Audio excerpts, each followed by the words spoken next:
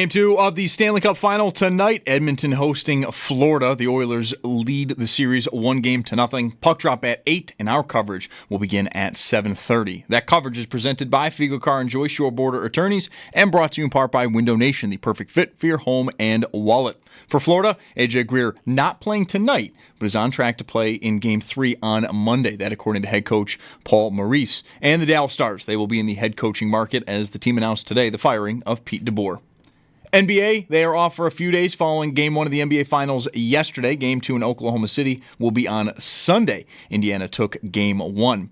Bisons are in Syracuse versus the Mets at 6:30. That game can be heard on our sister station, The Bet 1520. The Yankees host the Red Sox just after 7. Blue Jays are in Minnesota versus the Twins at 8. Then at 8:40, the Mets are staying out west as they take on Colorado. That's your Paddock Chevrolet Sports Update. Paddock Chevrolet celebrating 90 years of being your hometown dealership. I'm Zach Jones for WGR Sports Radio 550.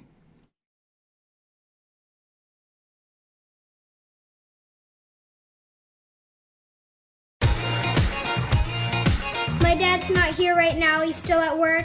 So I'm going to blast him. Mike Schopp and the Bulldog. I'm going to see if there's a clean version so that my parents and the people at my school will not get mad at me. We've got the spritzer filled with water, just in case if stuff gets too fire. I'm going to set up the speaker, and I'm going to listen to Mike Schopp and the Bulldog. I think this is the best Mike Schopp feature that I've heard in a long time.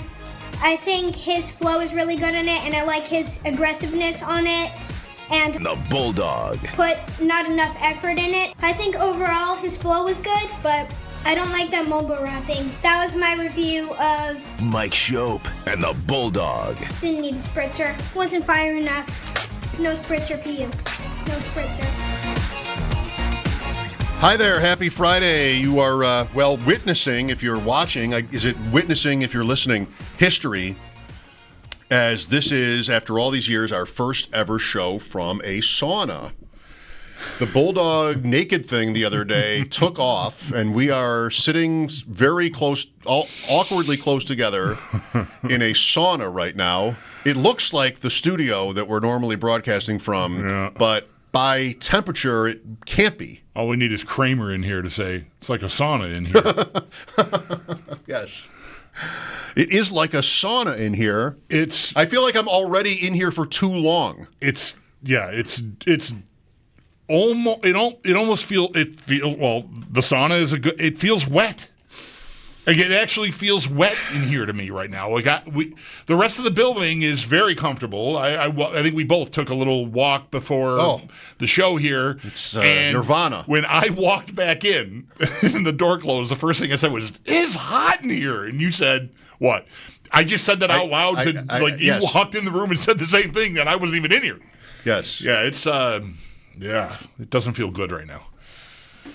There are sort of time limits on saunas, right? Or hot tub. I know hot tubs. I think it can be bad for you to stay too long. Yes, it will dehydrate. Do people follow that one? Like, I don't know from saunas, but hot tubs, my son is big into, he loves to be in a hot tub since he was very little. And we always have to sort of drag him out of there. Yeah. The signs will say, at a resort or something, 15 minutes. Yeah. But he has a friend whose family has a hot tub, and he loves to go there. And I have no doubt they're in there for 3 hours straight, if not longer. Right. They're not adhering to, is it just for adults? Is it if you're old? What are the hot tub time limits about? I have so little hot tub experience. Yeah, I don't love it. So that I don't... I don't know. I've never, I don't think, even stepped foot in one at a resort or anything where they would have these signs. I've seen them there. Maybe a time or two with the kids when they were little or something, let's go try that. And they got in it's hot. This is, And okay. Mostly it's been private, like Airbnb rentals maybe my wife and I have had, and there's one there, and we'll enjoy it, but it's not something that we're sitting in for hours on end or anything. No. Usually it takes me about as long to get comfortable in a hot tub as there is time on the little clock. If you even bother with the clock. It's time to get out. Just as I've gotten, warmed up to it, it's time to get out. So this is our studio. I'm sure you knew that. and I know it is because Jeremy continues his game of using this microphone that I use like he's playing Jenga, where he's maybe now making a concerted effort every morning to get it by the end of his shift, so it's like one touch away from completely falling apart.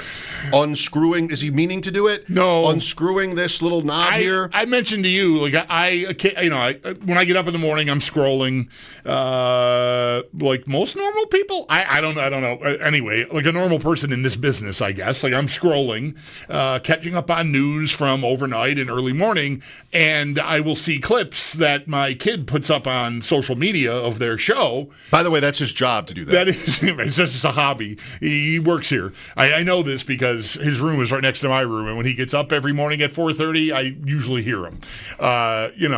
Fortunately, I usually get right back to sleep, which is ideal. Anyway, so I see these clips, and even if they're just like a minute and a half or whatever, however long these things are, Jeremy, we've all got things that we do. Like, I don't know. I don't watch long clips of our show to know for sure what my thing is. But I'll bet I have one or more. Jeremy fiddles with that rig. He moves it around a lot while he's talking. It's just a habit he has. I wonder if he's even aware of it, and is only right now, if he's listening, going, wow, do I do that? But he moves. Well, if he's only finding out right now, that's his fault, because I sent him a cease and desist a long time ago. He'll move the whole boom around like I'm doing right now if you're watching on YouTube or the Twitch like the kids use. But he fiddles. He's a fiddler with the mic situation. So that's why yours is loose and mine's not. I never noticed Joe doing that. Today, it was, if I touched it wrong, at 2:59, the whole thing collapses, and I don't know what happens. I probably just take off. It's 100. I'm already medically required to leave this room. We've been in here too long. We've been in here too long. And the microphone falls apart. I'm just out. I think I might just, that's it. I'm that close. Speaking of out, Peter DeBoer. So, 3 years as the coach of the Stars, 3 trips to the semis, goodbye. Is there more to it? So, going back to, and I don't want to just make this about the Dallas Stars, and I promise not to, but if you go back to their loss to Edmonton, and he rips the goalie, basically rips the goalie, and like Greg Wyshynski, today his tweet was, guy who talked like he knew he was getting fired gets fired. Right. So is it more than, yeah, you just have not shown an ability to get us to the finals? Is it probably more?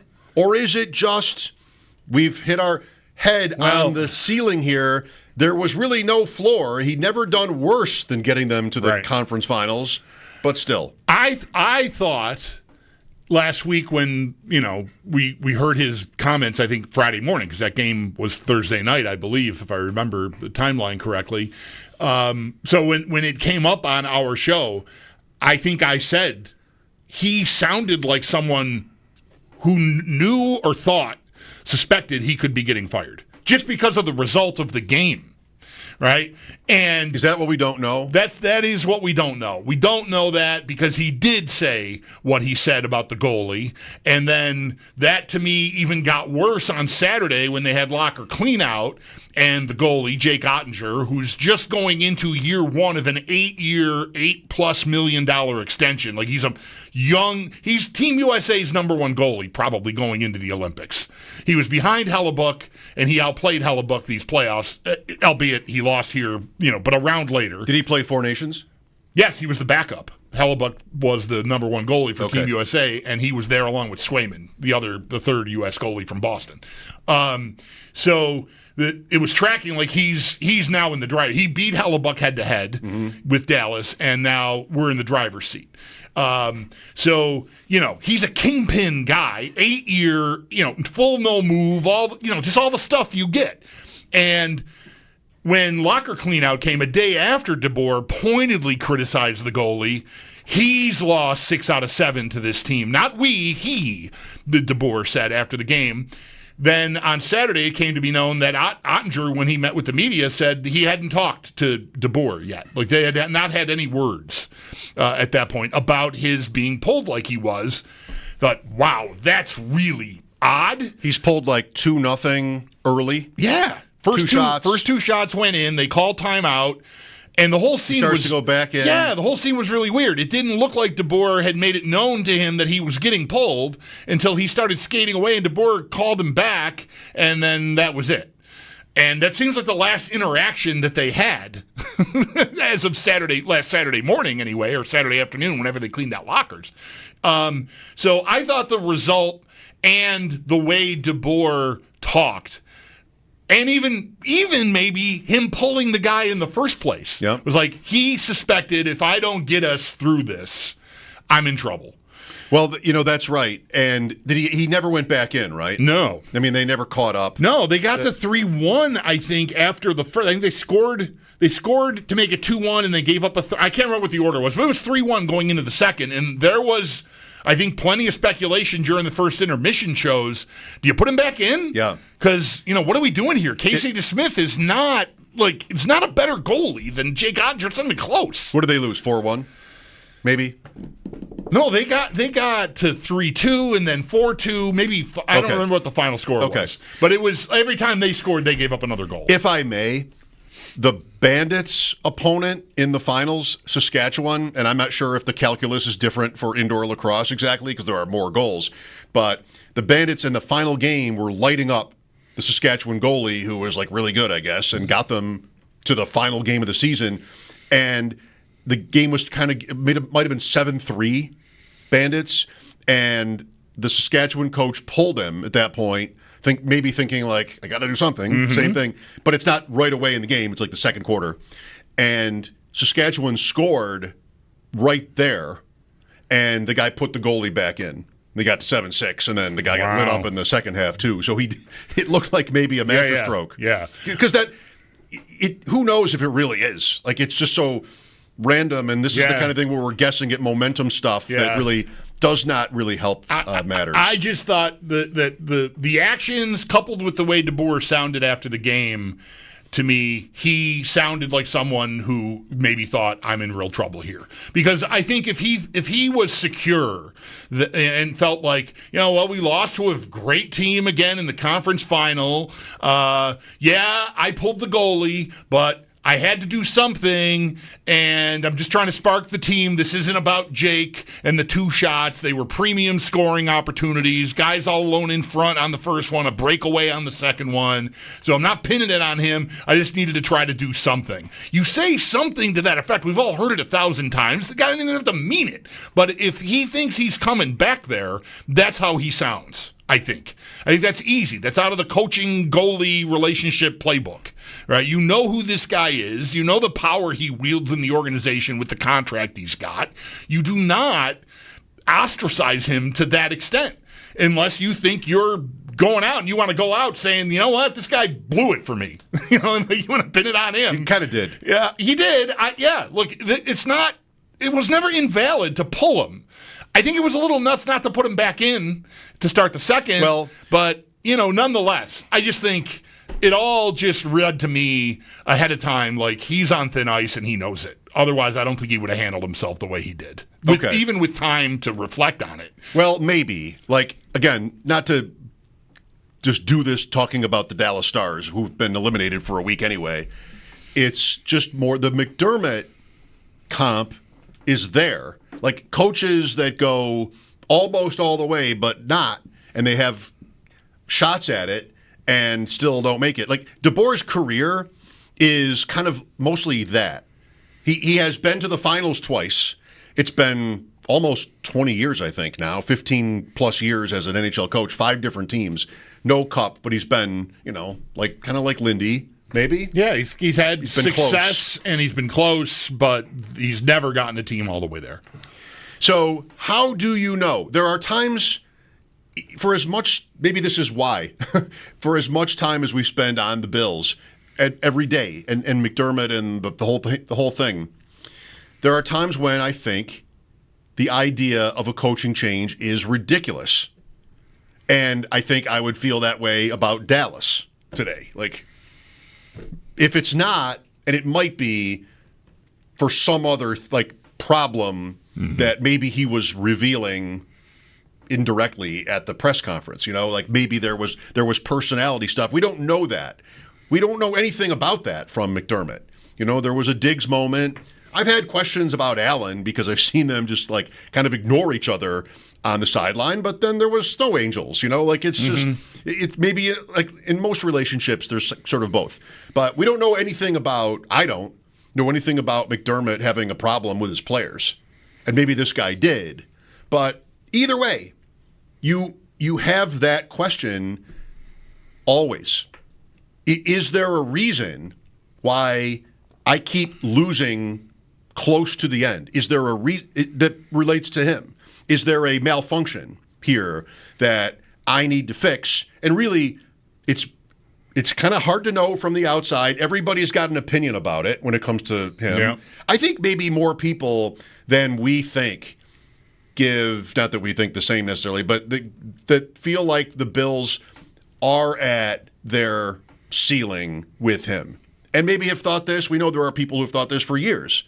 And they've been vindicated. They probably these are fans who want them to win, but so far, yeah, they look pretty good. Right. They look pretty good. If your stance is he can't get it done, you haven't been wrong yet. You haven't been wrong yet, and who knows if making a change 3 years ago would have paid off. I mean, they're not making one yet, and we'll see about the Dallas Stars, like whether they go to the finals and win with a different guy, if not because a different guy. So, yeah, that's what is interesting to me about that and the press conference might shed some light on it. Okay, well, this might be a team where there's a fracture, and we've got to address it. Yeah, the Bills are not. No, as far right. as we know. I mean, I guess you'd have to go to like what I would consider like a smoking gun event, and for that, I think you got to go all the way back to the divisional round in 21 for that. Like 13 seconds is it's not change personnel, but tactics.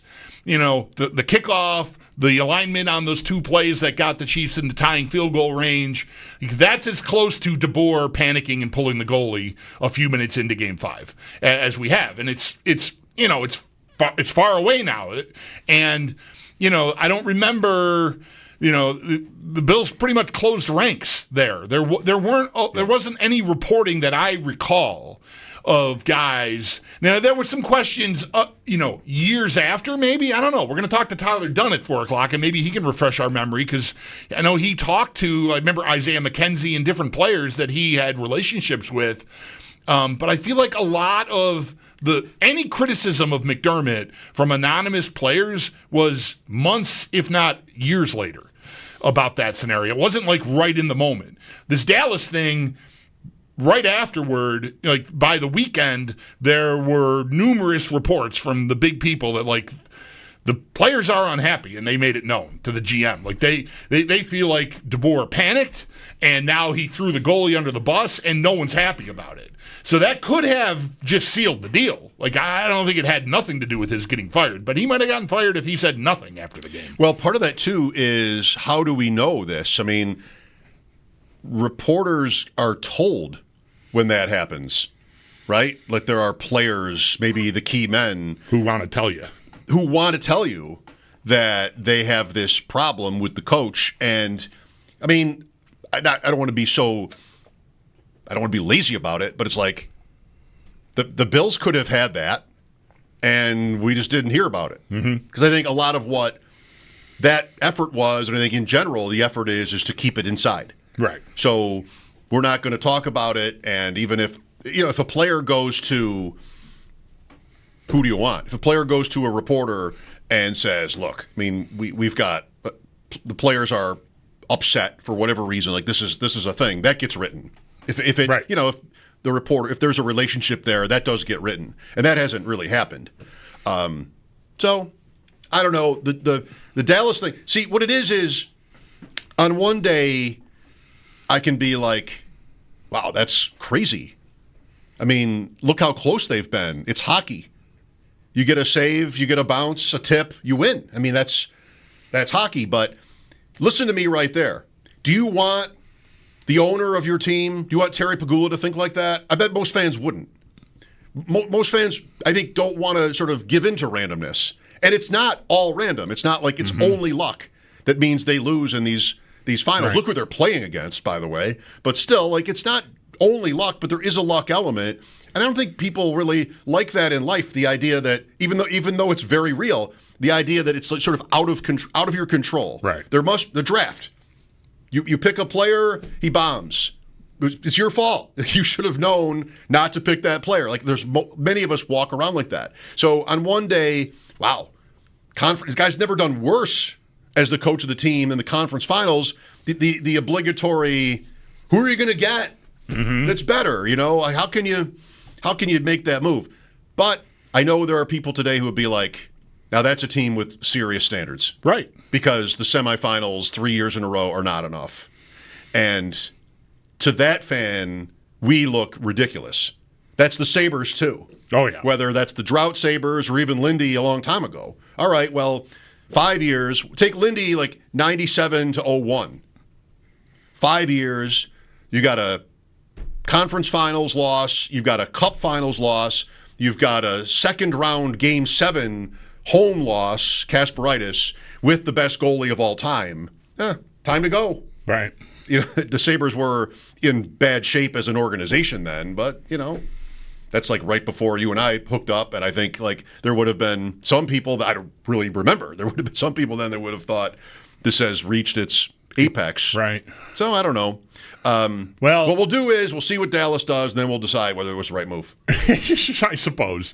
I do think we won't know what Dallas is going to do by the time the Bills season has come and gone, though. And I do think this is now. Toronto doesn't exactly fit. I mean, they're changing the roster now. They did this last year. They changed the coach last year for a second time through this, this tenure of those kingpin play, the core four, however you want to describe it. So that doesn't exactly fit right now, although they did make a big change at the very top of the organization in the hockey department with the president, Brendan Shanahan, being fired or just not being brought back, whatever. He's fired. They don't say fired anymore. Right. It is fired. Right. I think. But we've got, Tom Thibodeau with the Knicks and now this Dallas guy. And I don't know, is there anything I'm forgetting? Spurs won the Europa League and are going to Champions League next year. They fired their manager today. That's right. Not that that's going to be, in the same stream of consciousness for a lot of our audience, but nonetheless, it's okay. It's another example of a team that achieved something, that they hadn't done maybe in a long time. In the case of the Knicks and Spurs, Dallas here 3 years in a row, and that is all, I think, going to inform the conversation around Sean McDermott. If you're nodding at a team like Dallas, like you alluded to, right? If this makes us, the Bills, media, fans, who accept losing in the divisional round or losing to the Chiefs in the AFC title game, just keep going, it's going to get harder to defend that, I think, as we go. Now, irrespective of these moves, that was going to happen, I think, anyway. It's year 9 for Sean McDermott coaching this team now. And you don't get to have these jobs forever. So eventually that will run out. And it doesn't have to be that you have a year where you inexplicably, with no injuries to key people, win 7 games or something. It could just be, we need to take a step, and it's not happening. I think that is going to be front and center. But I think it was going to be anyway, but it gets harder to fend off, I think, if this appeals to you, this mentality that Dallas exhibited today in making this move. It gets harder to defend your turf on keeping McDermott if you have the same result again. Almost regardless of how it looks. Almost, yeah, almost. You have I guess you always do, the similarity of can't fire your players. And you have an $8 million goalie, and you have Allen. Like, you've got right. Allen doesn't really get any of the blame for what's happened, and that's, I think, mostly correct. Maybe the goalie is different in that series. I guess maybe that can be said. From the sauna today, Mike Schop and the Bulldog, thanks for being with us. Next, Sam Panayotovich, who is off to Saratoga. He might be there by now for the races. The Belmont is this weekend, right? Tomorrow? Mm-hmm. Tyler Dunn will join us, as you mentioned. And we will look for your calls as we go. 803-0550. Happy Friday. This is WGR.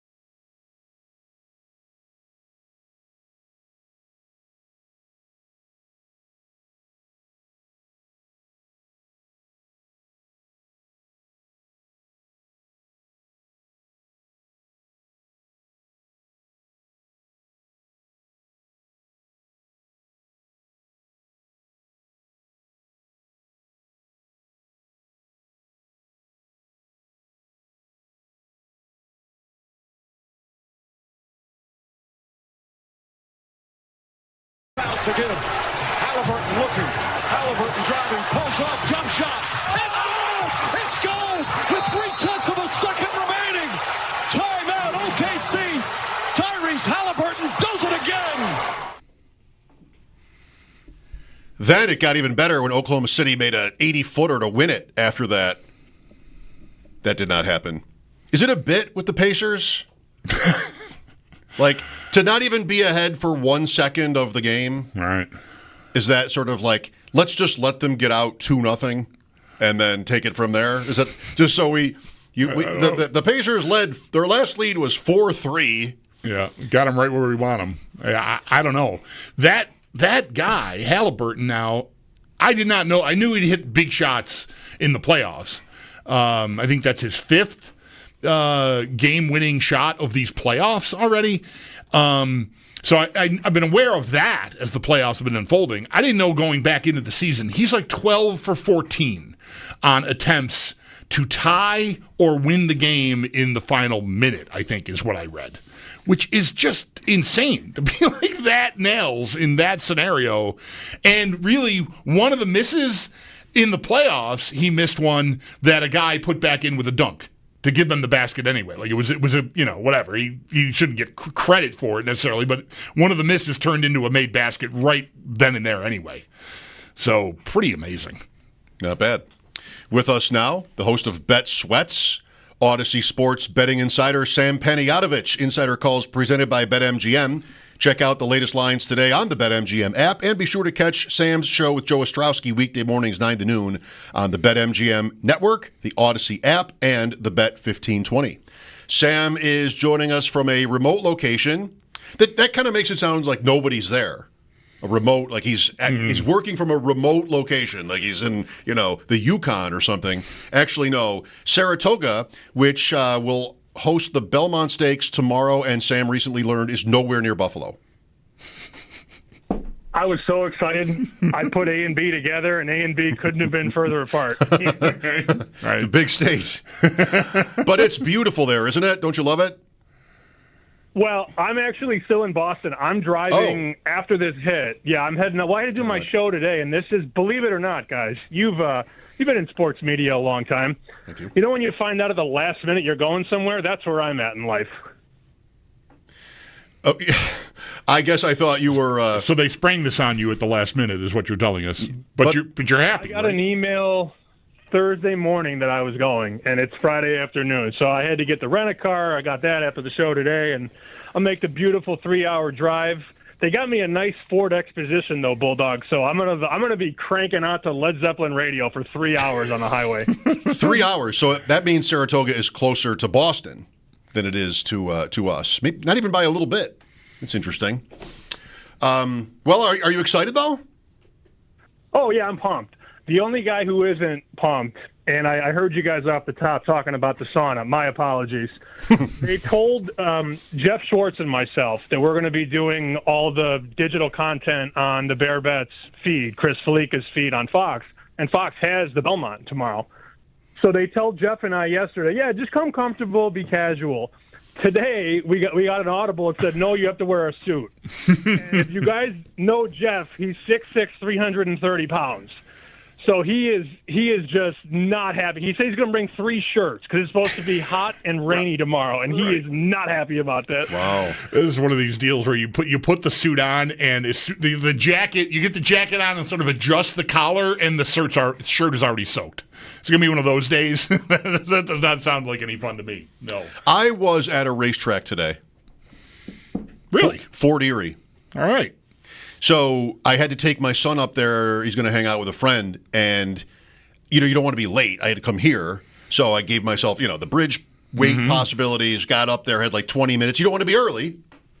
Friends having them over, can't be early. Right. So we just sort of drove around. I'm like, let's take a look at the racetrack, and they do still run there on most Tuesdays, which I wasn't even sure. It looks like it's almost completely abandoned. Yeah. There's the big scoreboard in the front parking lot that's like almost just covered in ivy. You see like a starting gate way over there in the parking lot, and it's just like, oh my God, this is over. But it's not. Maybe you knew that. I did not. I haven't been up there in quite a while. That place goes back to the 1800s. Right. Fort Erie racetrack. So I'm glad to know that it's still in use at least once a week. Well, Saratoga should be really great. I mean, your work stuff notwithstanding, the suits and the sweating and the rain and all that stuff, and your unhappy co-host, but you should have a great time. I mean, it's a fabulous place. I haven't been the reason you asked me yesterday any suggestions. Sam, I haven't been there since maybe the late 80s. It's been a lifetime since I have been there, but even then, it was just a super cool, vibey place to go hang out. Yep. I'm going to have to rewind and make sure that I sounded as much of a diva as you're making me sound like right now. I sound terrible. Look, I'm pumped. I just wish there was a little bit more time. Wait until they're going to ask for a bet for every race tomorrow, and I'm going to be like, okay, stand by. It's one of the pinnacle events in sports, right? The Triple Crown. Everybody at some point in their lives, if they had a television in their house, probably watched it with their dad or their mom or whatever. And I remember watching the races when I was like 4 or 5 years old and always thinking, wow, what a spectacle, and how the people dress, and everybody's good looking and everybody's having a good time. And, that's something that has been a bucket list moment for me. I do find it interesting, though, that, a lot of people don't realize Saratoga is 1.25 miles, and it's not 1.5 miles. And I know we're here to talk betting and everything. So this is better for the early speed in the race. And, there are two popular horses that I hear from wise guys I respect, because I don't handicap horses. I handicap handicappers, if that makes any sense. I'm not going to sit here and pretend like I study these horse races. But the two numbers to remember for early speed are the 1, Hill Road, and the 3, Rodriguez.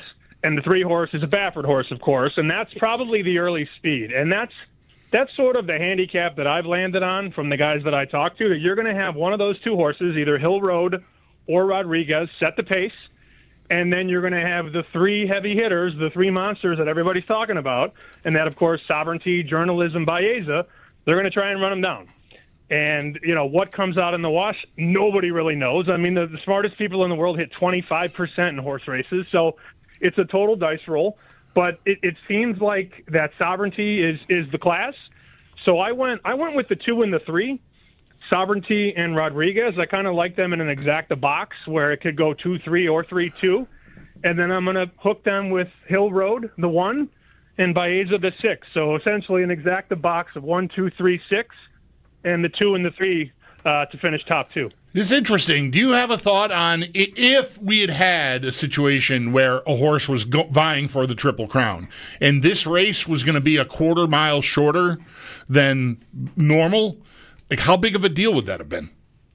Oh, it'd be massive. And then you'd have the horse that potentially won the Triple Crown. They'd put an asterisk next to its name, or at least try to, or say, the horses were stronger in my day. It's a fascinating question. Luckily, they don't have to answer it. Right. But, yeah, because the winner of the Derby didn't run in the Preakness.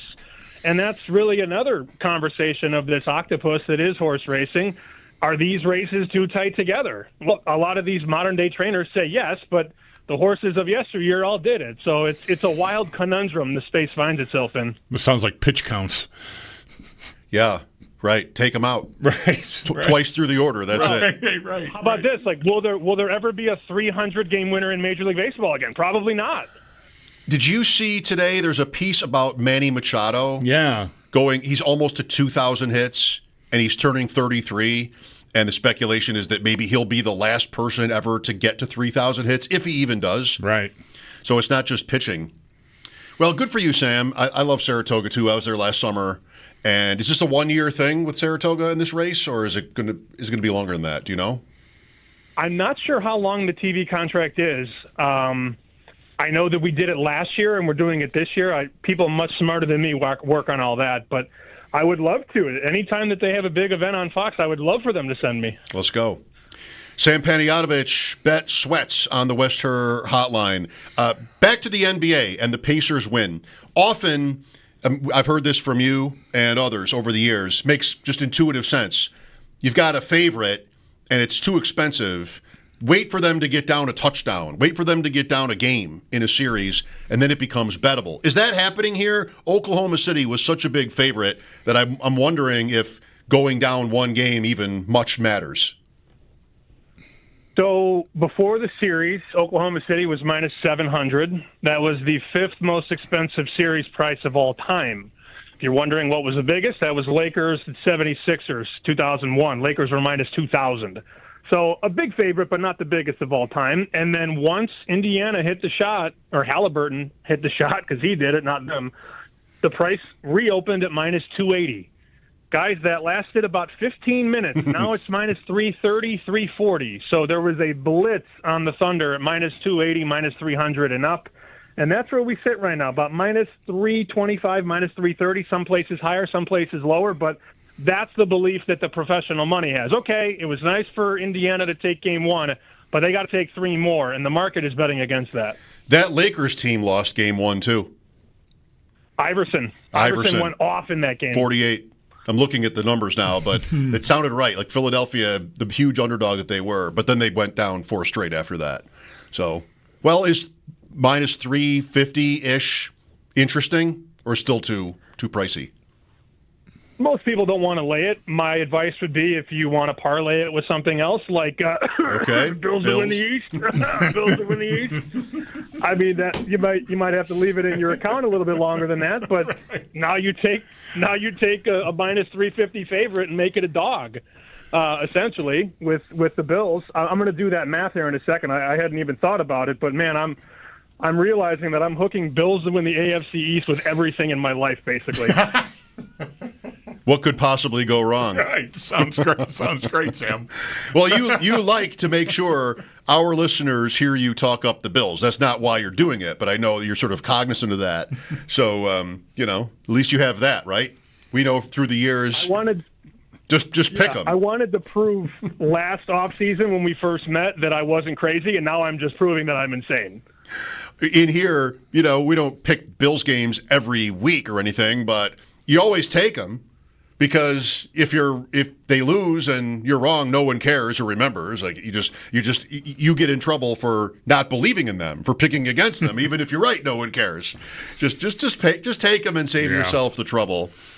Sam, is there anything interesting to do with Haliburton after this? Like, recognizing that they got to win 3 more games and they're still a heavy underdog to do it. But like, what?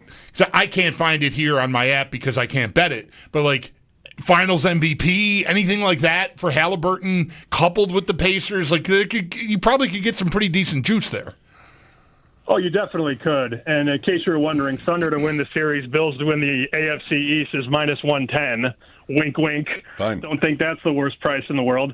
Haliburton's his market certainly came down quite a bit to win MVP. He was in the 8-1, 9-1 range, and you hit a game-winning shot, you're going to definitely see that price decline. So he's about plus 325, plus 350 right now. I'm not sure if they let you parlay Haliburton to win the MVP and Pacers to win the title. Yeah, some of those correlated bets they don't let you do. Right. But it doesn't feel like they're going to win the MVP. They're going to win the finals without. Can they win the finals without him being the MVP? Probably not. Right. Right.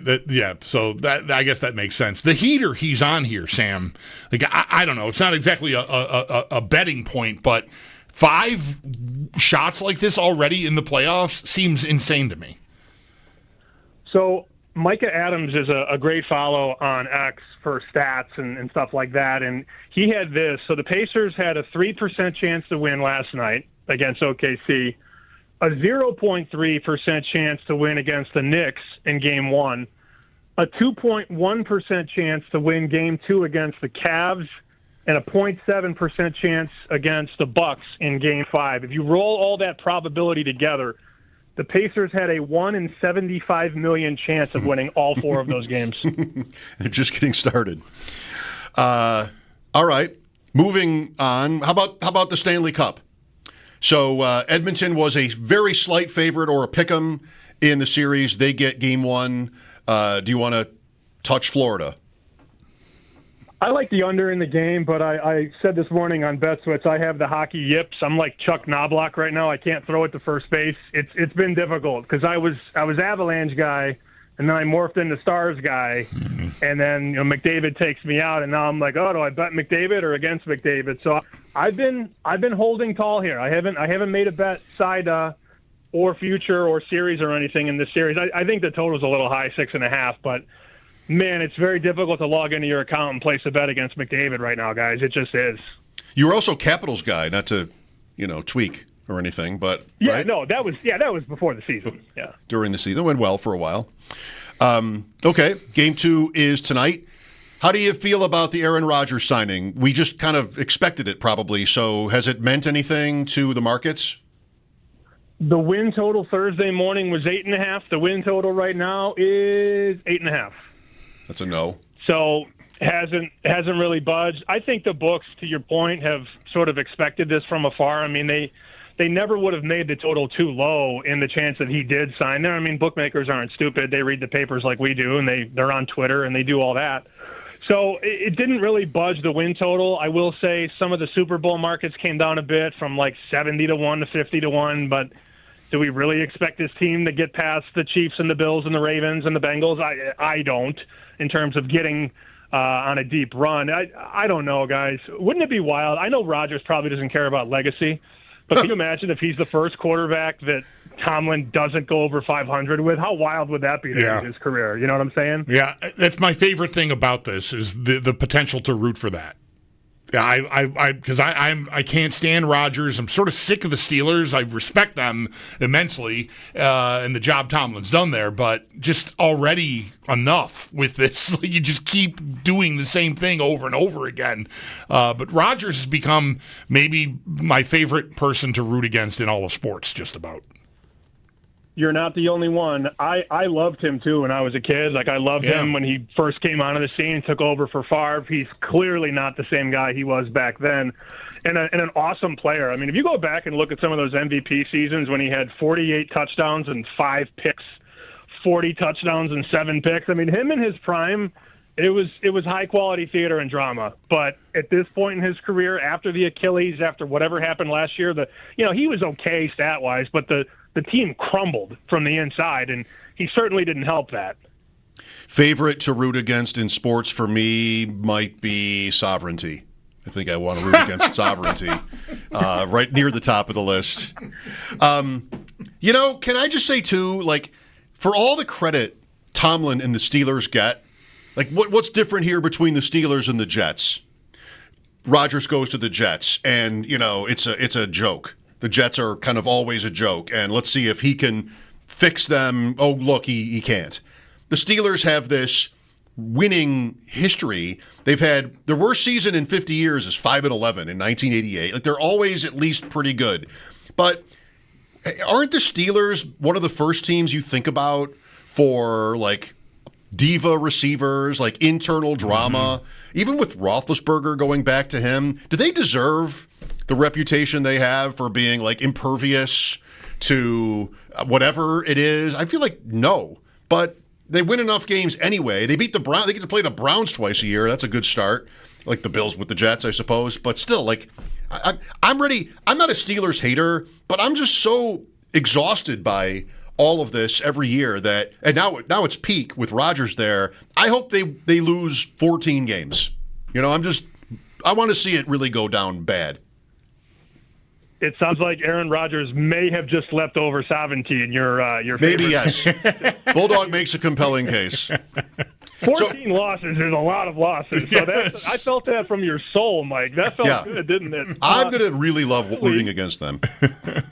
Luckily, we don't have to really guess on this. Guess who plays week number 1? Pittsburgh at the Jets, and we have a line on it.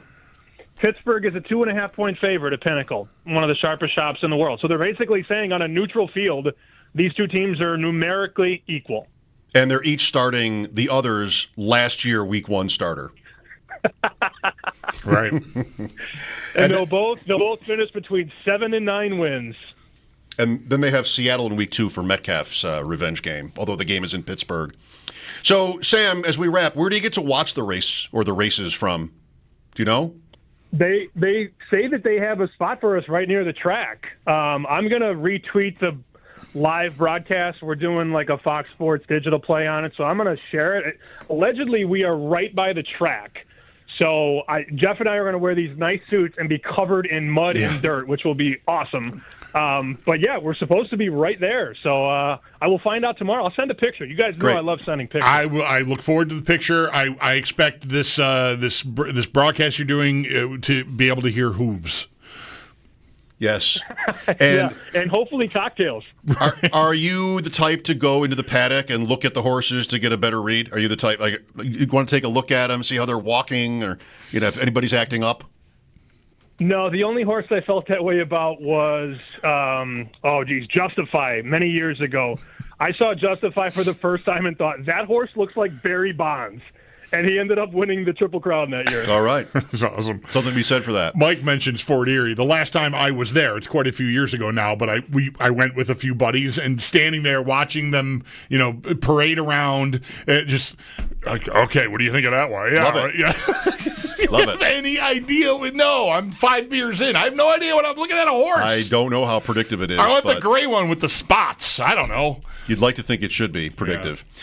Thank you for your time, Sam. As always, have a great time in Saratoga. Thanks, boys. See you next week. Sam Panayotovich, Bet Sweats, weekday mornings on the Bet 1520, the Odyssey app, with Joe Ostrowski. Insider calls presented by BetMGM.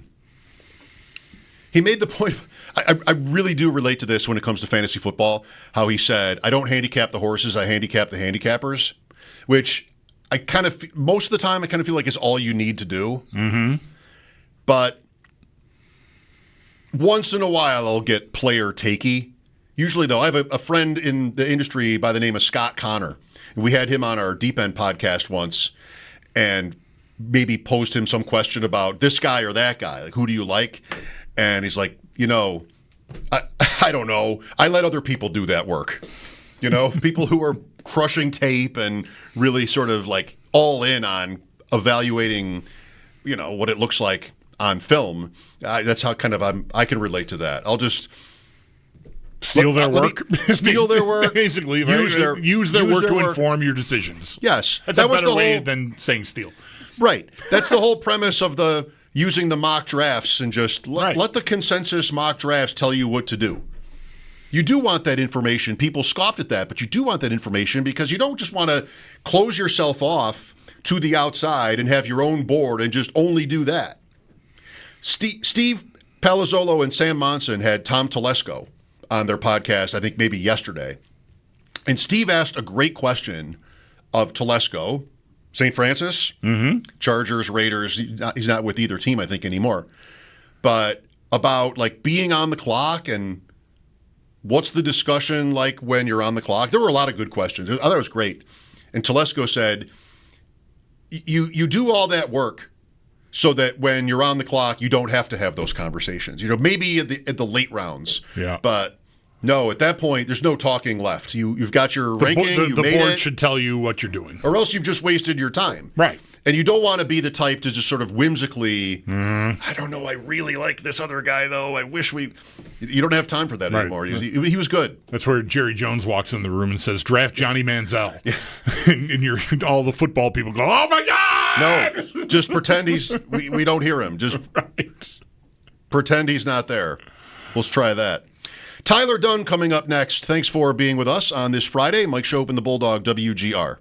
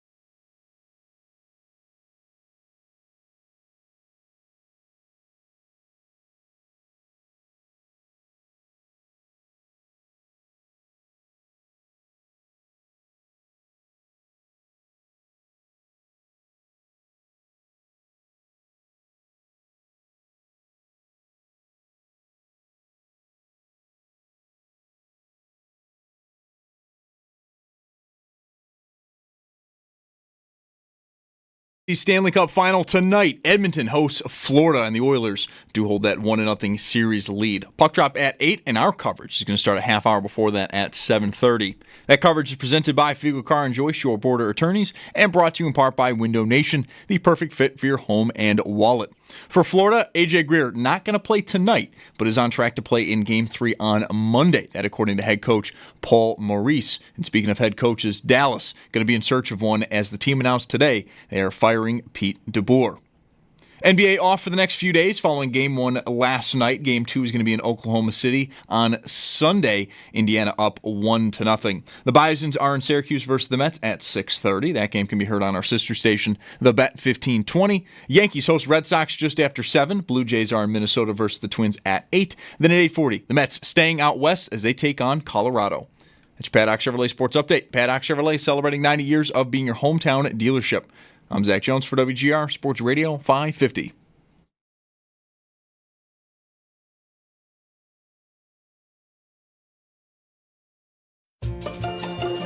It's Mike Schopp and the Bulldog. If you wrap foil around that, just like the little bit of the base part of the banana where the fruit is, wrap foil around that top and they will last longer. You know, I'm something of a scientist myself. Who needs your bananas to last longer, though? Look, I don't want to go to the store every other day for bananas. They're 8 cents each. What the hell are you talking about? What is going on? You're going to wrap them in foil? They're better when they're just a little green. Yeah. It's Mike Schopp and the Bulldog. Too much work.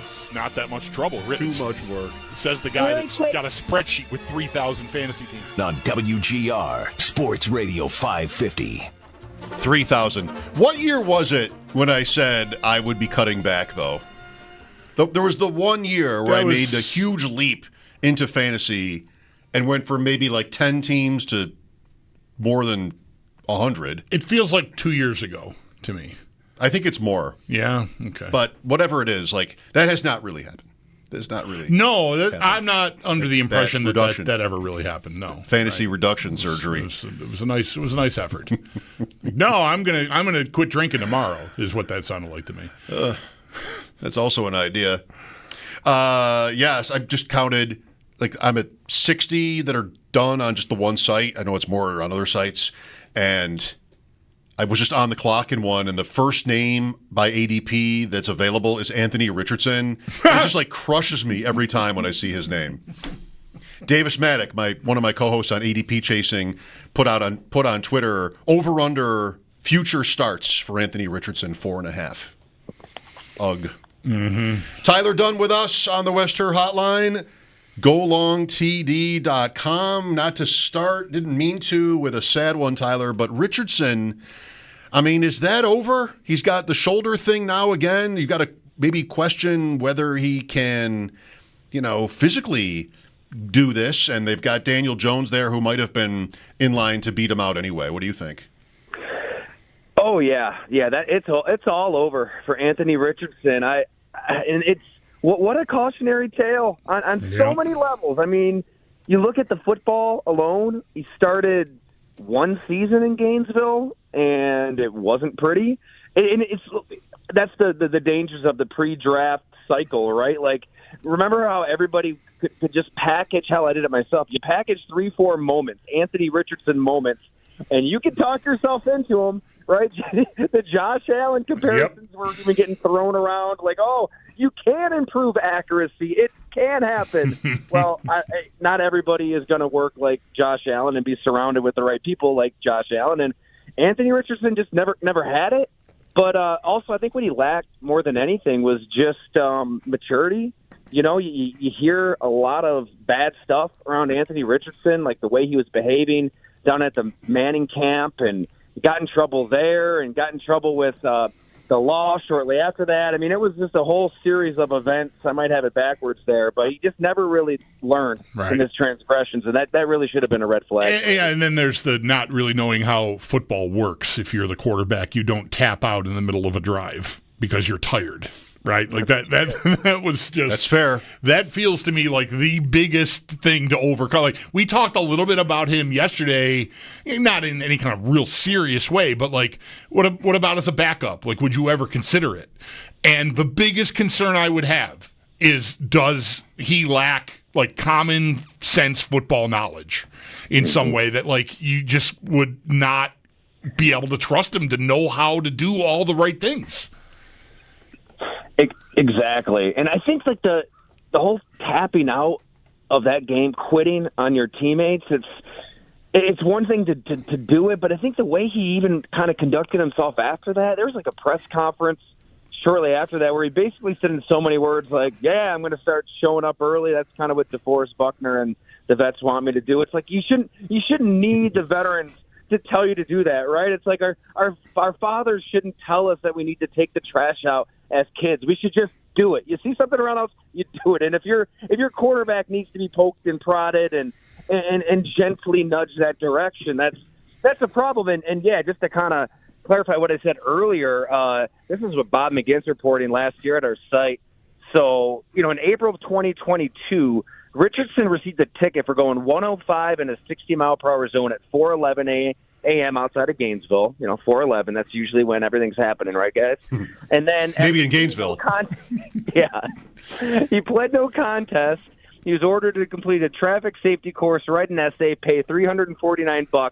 2 months later, at the Manning Passing Academy, he was apparently drunk. Police got angry when he leaned on their squad car. Manning staffers kind of whisked him away in a van, and Richardson screaming obscenities at them while he was leaving the scene. like 2 months later. So I don't know, like something like that should be quite a red flag for a team like Indianapolis picking at the top of the draft. I'm just going to admit that I didn't know much or any of that when I said I would have taken him 1 overall that year. By the way, I think Ryan Poles would have too. I heard that this week. He really liked Anthony Richardson, and they traded out obviously. Yeah.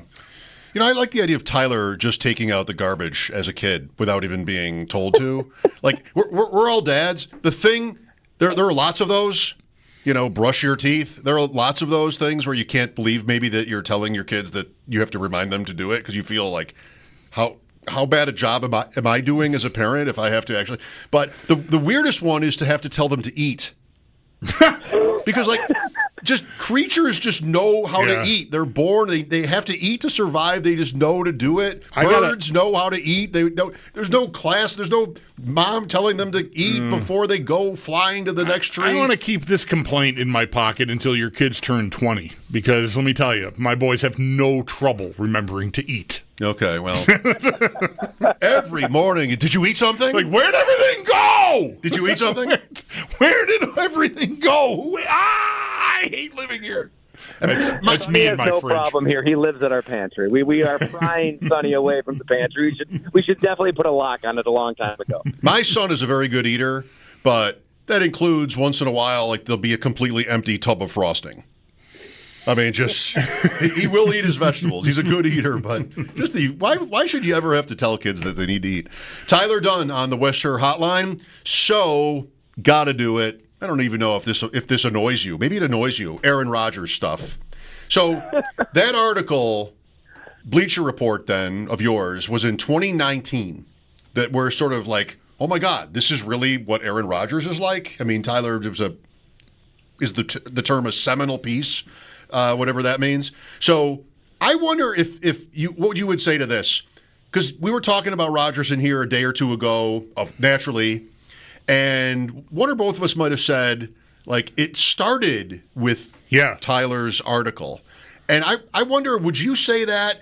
What was known or kind of like the inside baseball on Rodgers' reputation before you? I mean, for better or worse, I mean, that's not right. I exposed him. I mean, I think that article did that, and I wonder, like, I don't remember what we knew about Rodgers before that.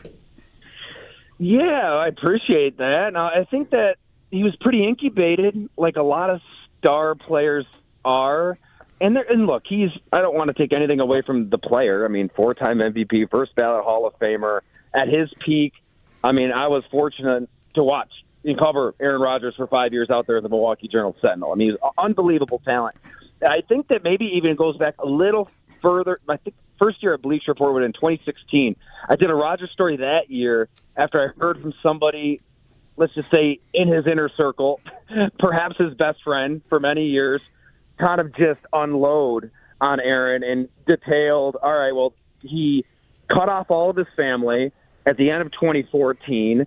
And I think a lot of people thought it was Olivia Munn. Like, she was the driving force there that kind of created this wedge, his girlfriend at the time. It's hard to keep track of everybody he's been with since. But, that's when we reported then, like, Aaron and Olivia sent all the Christmas presents back to the family. And she basically said, like, don't contact Aaron again. They love their son, the mom and dad. They're visiting Lambeau, buying their own tickets on StubHub just to be around. He skipped out on one of his best friends from college's wedding, like right before. He didn't go to his grandfather's funeral, who was really close to. There's a lot in there, and I think that definitely was shocking to a lot of folks. And then a few years later, you hear some more of the football stuff on what kind of leader he is or lack thereof. The relationship with Mike McCarthy that was never really that good, even though they won a Super Bowl early on. And yeah, I think you report on that stuff, you write that stuff, and you expect what Aaron did, and he went scorched earth, as is his right. And I just knew that over time, more of this stuff was going to come out. He's very stubborn, and he still hasn't talked to any of his close friends or family, and they don't really know why. I don't think anybody really knows why. He can hold a grudge unlike anybody I've ever seen in sports, and it's part of what makes him really good. He can kind of, use a slight or even create a slight out of thin air and lean into that and create enemies and play really well. But I just think physically he's so diminished at this point. I don't know. I think Pittsburgh's just really getting all the bad stuff. You're getting a quarterback who's going to win you 7-8 games max, and you're looking for a quarterback next spring. Like, it's just not, the juice isn't worth the squeeze anymore. Green Bay put up with it. They knew all this stuff that I wrote. Of course they did. They put up with it, though, because he was so damn good. Yeah. Well, he's not good anymore. He's maybe like the 21st or 22nd best quarterback in the league. So, I don't know. Have fun, Mike Tomlin and Omar Khan. It's not going to end well. Yeah, it almost feels a little bit to me like, and I said it this way the other day, Tyler, I don't think there's ever been a bigger disparity for me as a fan from liking a guy or even loving a guy, admiring a player, to despising him. That is what has happened for me as a fan with Aaron Rodgers. And it almost feels like that you did that piece on him in 2019, and he just decided to go full supervillain. Like, okay, now everybody knows all this stuff, so I'm just going to lean into it, right? So let me unleash all the conspiracy theories and all the stuff. I'm just going. And I don't know, in a way, like, if that's who he really is, then, go ahead, fly your flag. But it just seems like once the veil got lifted, he just, rather than hide from it, I think he just sort of leaned into it. You're right, Bulldog. I mean, I think, look, he doesn't really have. Think about anybody listening, and you guys as well. What's like our foundation in life? Most people, it's a loved one, it's a parent, it's a brother, it's family, all right, or religion. And he doesn't really have either, I don't think. I remember Mina Kimes' sort of story. She met up with Aaron around the same time of those stories that I did at Bleacher Report, and it was all about how he's kind of on this spiritual journey. And I don't really know what he believes, but it's not like one foundational thing. He doesn't really have family. I guess he's got a lot of yes men, yes women, hanger-ons, that kind of stuff. But my point being, I think like the foundation for him is kind of that, like what people think about him, it matters deeply to him in crafting the narrative of his career. Like, he wants to take that back and control it and drive it certain directions, and it can be a pretty powerful thing on a football field. Hell, he won 2 more MVPs. He took him to the conference championship game. He played really well at times, but I don't know. I just feel like there's something lost there, and I don't know if he'll get it back.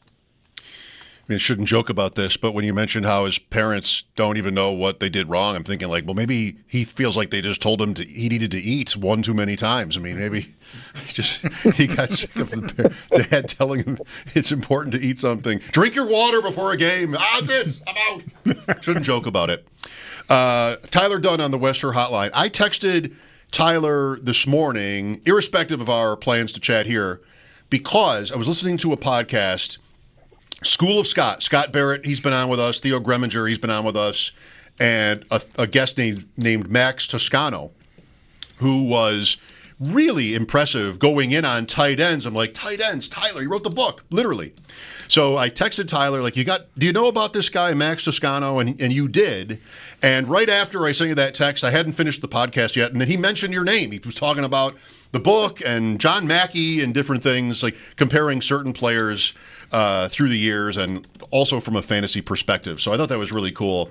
What an interesting time at that position. Can you always say that? I don't know, but Bauer's rookie year, Tyler, was off the charts. McBride is right there. And we've got Kincaid, and this particular analyst was not optimistic overall for Kincaid, partly because, or largely even because, Tyler, he's kind of blocked here by Knox and by Shakir. Do you have a particular thought on whether you'd bet on Kincaid to even come close to justifying first-round pick status? Oh, man, if I had the answer for that. I still like Dalton Kincaid a lot. I know we've talked about him a few times this offseason, and we're trying to figure out, okay, they want him to beef up and put on some muscle, but also didn't you draft this guy to kind of run that seam route and get between those two safeties and make an athletic play downfield? I don't know, after sitting down with Brandon Beane for that one-on-one, and I don't know, what can you gain from an OTA practice? You're not going to get the play-by-play stuff out of me. It's a little ridiculous what it's become throughout the country with these padless voluntary practices. But he does look a little stronger. And, boy, Joe Brady had a lot of good things to say on how he was living in the weight room. I think there is a needle to thread there. And is he going to be, the next George Kittle, Rob Gronkowski, all-time great? Probably not, and a lot of it is that everyone eats. Everybody's kind of getting a slice of the pie here in the offense, but he should be your go-to weapon. With where he was drafted, with how they're going to use him, I think that he does take a huge step this season. I think that PCL injury really affected him more than any of us even knew. I mean, he was playing through a lot of pain, and I've talked to players who've dealt with a similar injury. Man, that's hard. There's a lot of guys that really do shut that down. Let it heal for a month and then return. And he was playing through it, and he probably shouldn't have, right? Like, looking back, I don't want to put words in his mouth. He probably realizes now he should have taken a little time off, let that thing heal. But if he's healthy, if he's stronger, if they figure out a way to use him better, I don't see how he wouldn't take a huge step in year 3. I think it's really interesting to think about how, I mean, everyone could have their fun with how Beane handled himself with our morning show and take sides and whatever. I think one thing that Beane did accomplish there that I don't know if it was intended, certainly he I respect him feeling proud and even defiant about the guys he has and defending his guys. But the heat is really on Kincaid and Coleman and Josh Palmer to show up and be noticed, because Beane and it would have been that way anyway. But I feel like Beane, if that pot was just at a simmer, he turned it up to a boil. You're right. I've gotten the same sense speaking with Brandon too. I think he owns that too. He knows he'll be judged by how these top picks pan out. And we could talk for hours about the GM and what makes a good GM a bad GM. He nailed quarterback, and that buys you a lot of time. And he's nailed some mid-round picks and some veteran signings too. I mean, go back and look at Hall of Famer Ron Wolf's draft picks. He's one of the best to ever do it. He's in Canton. His first-round picks aren't that great. I mean, really. But he did so well in the mid-rounds. He pulled off some really smart trades. But Brandon has said himself, let's have this conversation a year, 2 years from now. And he's right. You can't draw a conclusion on either Dalton Kincaid or Keon Coleman. But, man, look at the players drafted around both guys. And the receivers last year, I mean, did you have a chance to maybe move up for Brian Thomas? Is Ladd McConkey a stud? These guys have to perform. And to his credit, he knows they have to perform. I mean, there's a reason they both he and Sean McDermott put it out there right when the season's over. 48 hours later, Keon Coleman's got to respond better when he comes back from an injury. Dalton Kincaid, we need him a little stronger. They know it because they need both players to perform. What are you working on now, Tyler? So I was hoping to have it out today, but wanted to take a little more time on it. Tomorrow morning, I'll have a story at goalongtd.com on Darrington Evans. Oh. I don't know. It's OTAs, 90 guys on all these teams. I'm looking at a Bills practice. I'm like, holy hell, this guy, he's been bouncing around the NFL forever.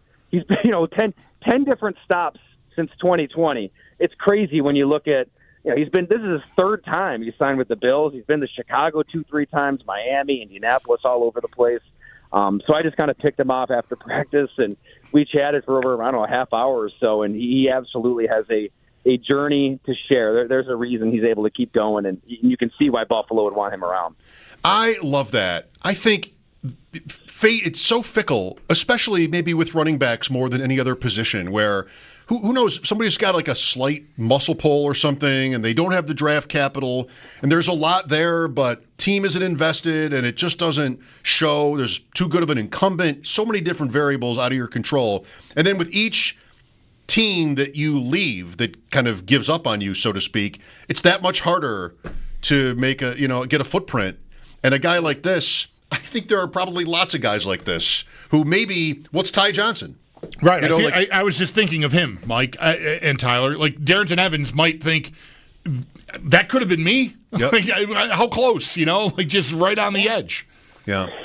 There is something to be said, too, when a guy gets caught at any point of the year, whether it's the January to the spring to training camp, final roster cuts, and I always chalk it up as a lot of like GM speak, coach speak, dribble. When we're going to continue the relationship. We had a good talk with them. Just doesn't mean goodbye forever. Yeah. But when you look at the Bills, they do welcome back a lot of players. Like, the relationship continues. I don't want to give the whole story away, but Darrington Evans went through a really traumatic moment in his life last year. And when he was in Chicago, Brandon Beane, the GM of the Bills, he's got enough to worry about in his life.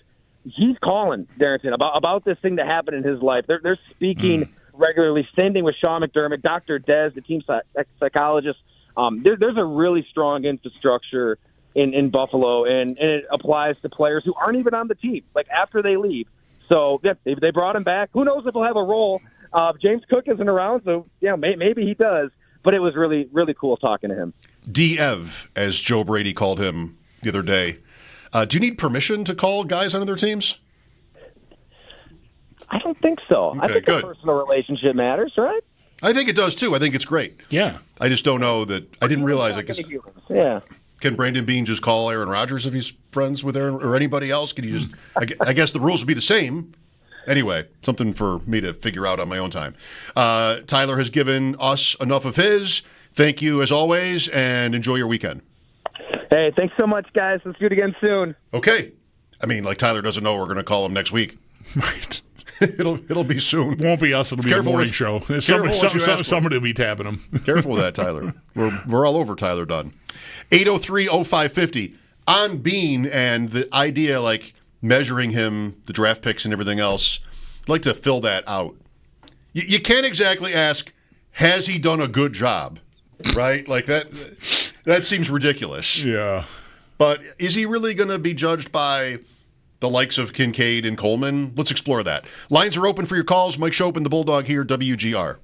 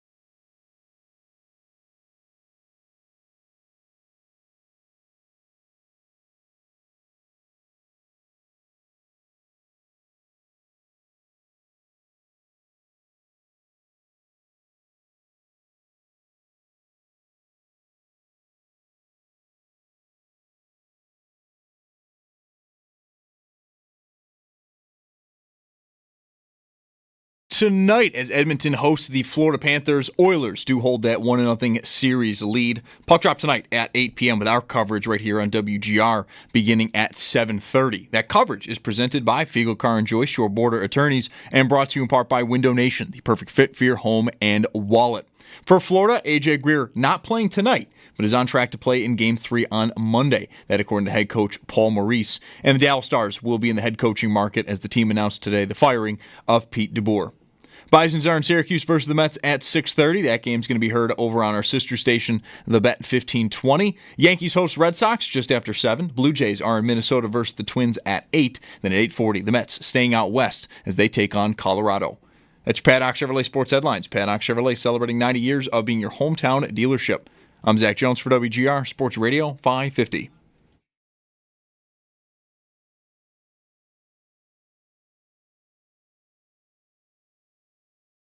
My only thing I would say, I wish he had finished the season stronger, but we had honest, direct conversations with Keon. He's a young player. We got to remember he's 21 years old. Some of the guys that get drafted in the first round are 24, 25, things like that. So let's give him a little grace here. His career will not be defined by one season, and he did some good things. He has a skill set that we think will play well in this offense. That's going back a ways. Just after the season ended, Brandon Beane on Keon Coleman. Sure, players get drafted that are older. Dalton Kincaid is one of them. I think he would have been 23, but still old for like a player, that draft capital, a little bit. And I think I'm right about that. He's 20. He'll be 26 in October, Kincaid. So third season. Yeah, that tracks. He's still a year older than Kyle Pitts. Right. That'll never change. Right. That's how time works. Yeah. So if just because it's come up, I'll say it again. That's kind of what we do. Here is my analysis of the Coleman pick and that draft by Beane.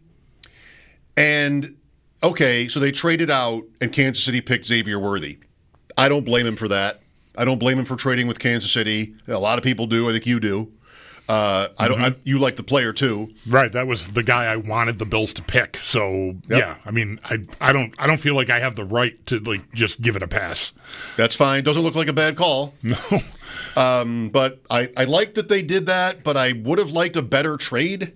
I mean, they really didn't kill in that trade. They numbers wise, it was kind of a push. But you get an extra player out of it. So many receivers that everybody had ranked in a different order. Fine. Then it's pick 32, and they trade that pick to Carolina for pick 33, and Carolina picks Leggett. I didn't need Leggett. I didn't need Ricky Pearsall, who went at 31. I definitely didn't need them to trade up for Brian Thomas, who looks great. I really can't tell you that I liked any particular guy so much that I would have ignored the phone ringing and done that. What I wanted was, after you made those two moves, to sit on the perch at pick 33 to start Friday night, and with all day Friday to field offers. Again, you still have McConkey and Coleman and Polk, who hasn't hit, and Mitchell, who really hasn't hit, and a few others. You still had as many options just at wide receiver alone that maybe there was one more move there. I guess I don't want to assume that there was, but I mean, every pick probably has an offer made for it. And so I would have wanted that. But I can't even tell you that, because I think this is wrong to do. I can't even tell you that, well, they should have picked McConkey. Look how good McConkey is. Some are telling you McConkey, who did I just read, who wrote this, had a better year than Brian Thomas did, or that Neighbors did. Yeah. But too much of an overlap, yeah, I think. I was worried about McConkey being relegated to being most effective in the slot. Now, as it turns out, they picked a player that a lot of analysts think would be most effective in the slot in Coleman, a big slot player. But look, the analysts don't have to be right. A lot of the data, sure, it can lead you in a direction, but Beane is right to say you're living in a town with an outlier of a quarterback who, like, all the data told you was going to be a disaster, and all he's become is one of the very best players we've ever seen play the position. So,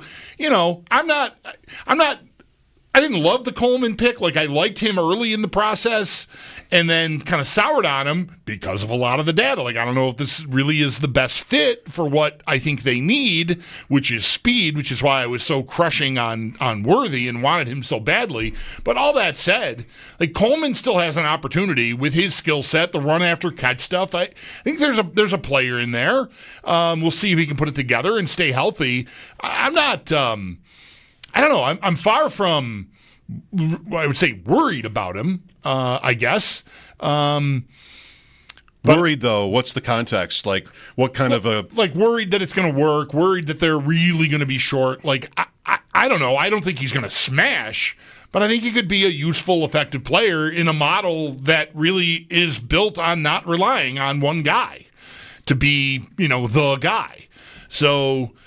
I think maybe with those parameters, maybe it can work. We'll see. But I did not like the trade, and I will that's going to be in the holster, for me.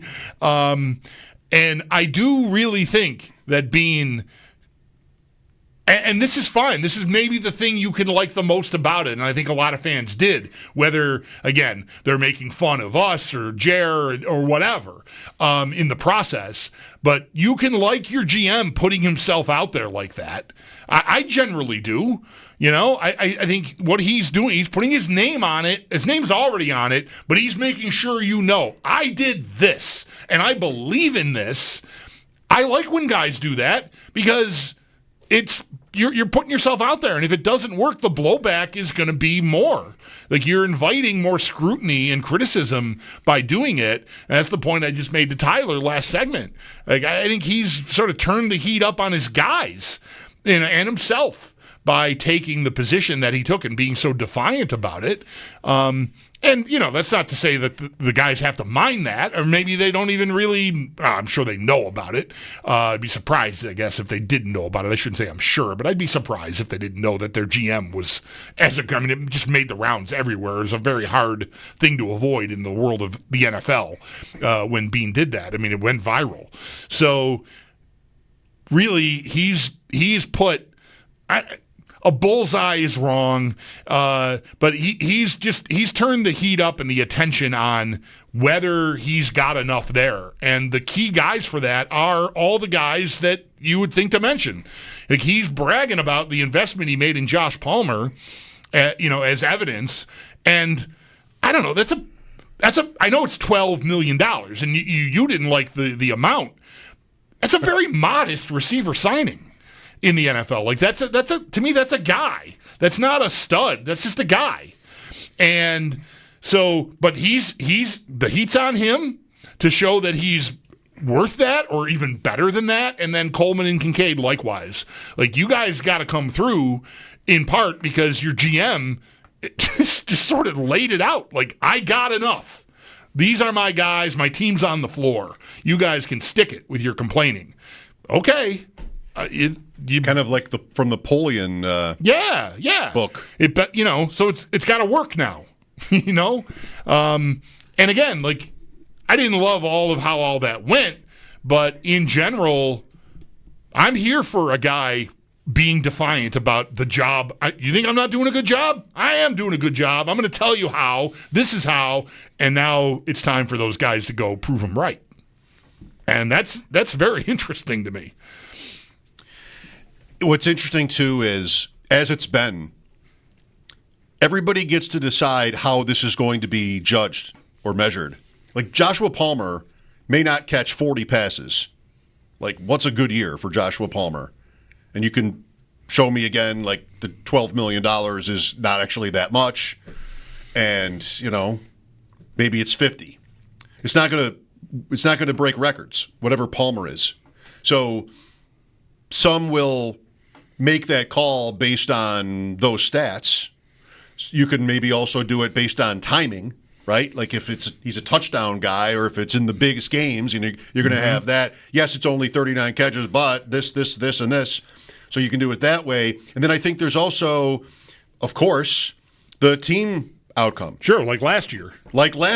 That's right. That's how we're in this predicament, if you will. Because to Beane, he's miffed that setting the franchise record in points and winning 15 games was like not satisfactory. Well, how can he say that? Like that's kind of how he was that day. How can you say that? I'm sick of hearing this. What did we just do? Mm-hmm.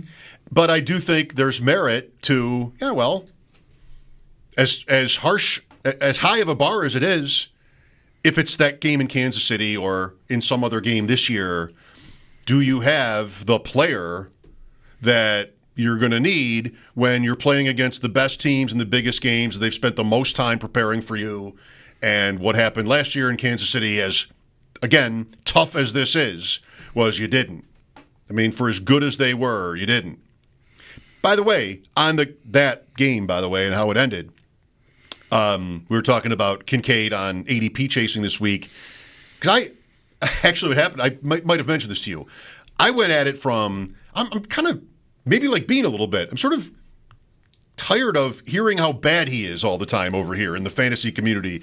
And, they broke it down and ended up kind of talking me back out of him. Not that he's bad, but just like his production is really capped by everything else that's happened. And Pat Kareem described his drop on that fourth down play in Kansas City as egregious. And I don't think that was egregious. I don't think it was that bad. I don't think it was egregious either. I think it was a drop.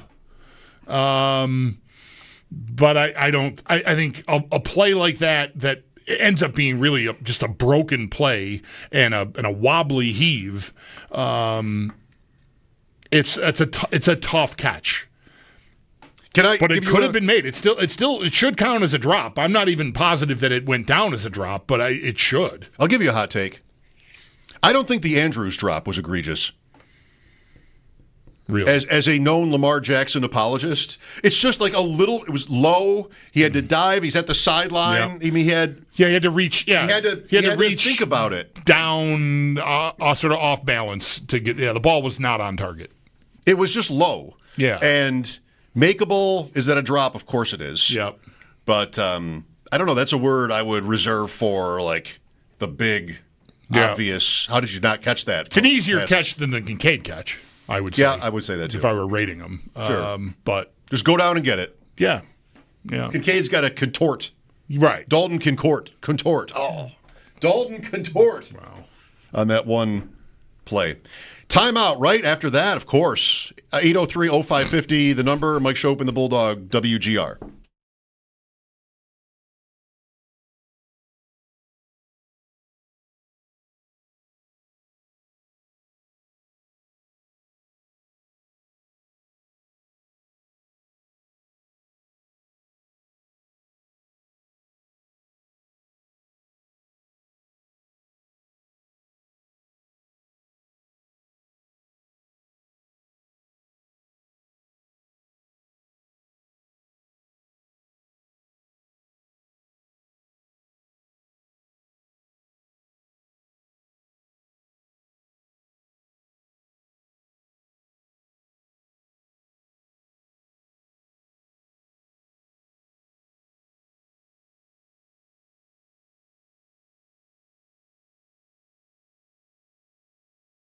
We've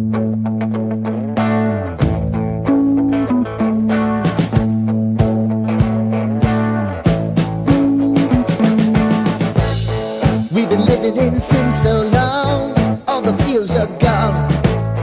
Fella stopped me on the street last night, said everything's alright. Roller coaster, make it through the day upright. It seems your meal ticket is gone, but life goes on. I could never imagine something better. Yeah, right. Now you're cooking on high heat in the middle of the street. Roller coaster, take me to a better time. Let's go. All sing your high line with the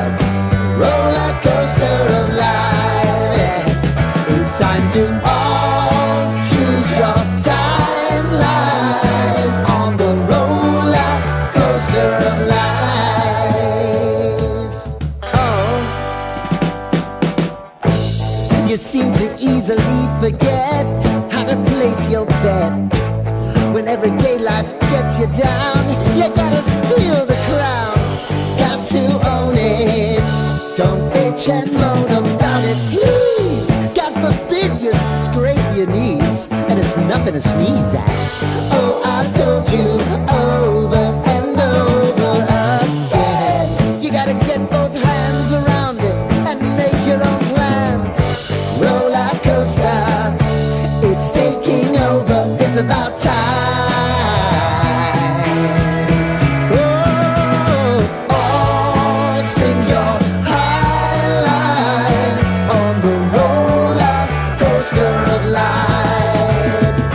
Got to all choose your timeline with the roller coaster of life.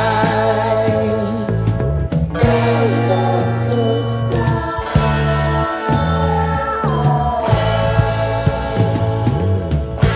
I want to go down the rabbit hole, down the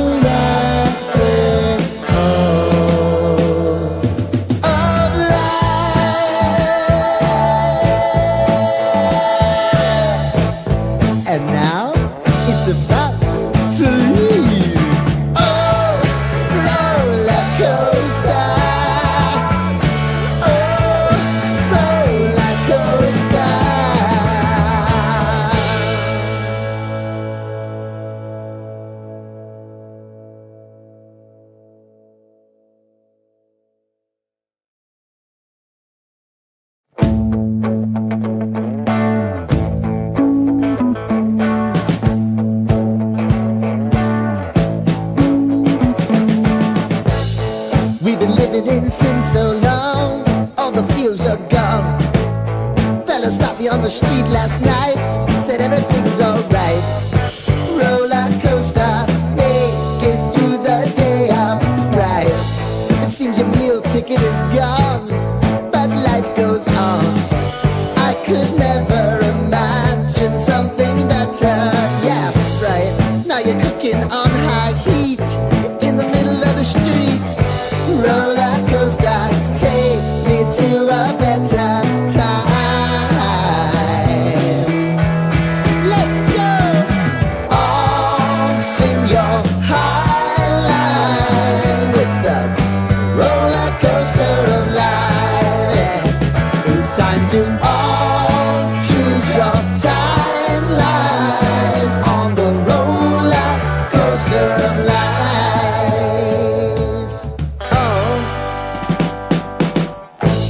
You seem to easily forget how to place your bet.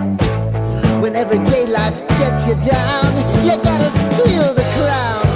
Got to own it. Don't bitch and moan about it, please. God forbid you scrape your knees, and it's nothing to sneeze at. Oh, I've told you over and over again, you gotta get both hands around it and make your own plans. Roller coaster, it's taking over, it's about time.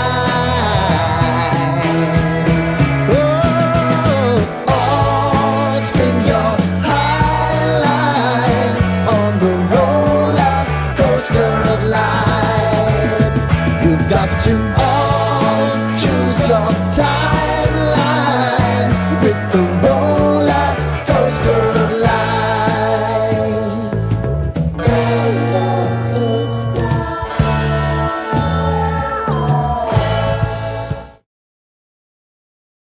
It's become a Friday staple, reverse AFC power rankings. How about it? Top of the hour. Scott Metcalfe,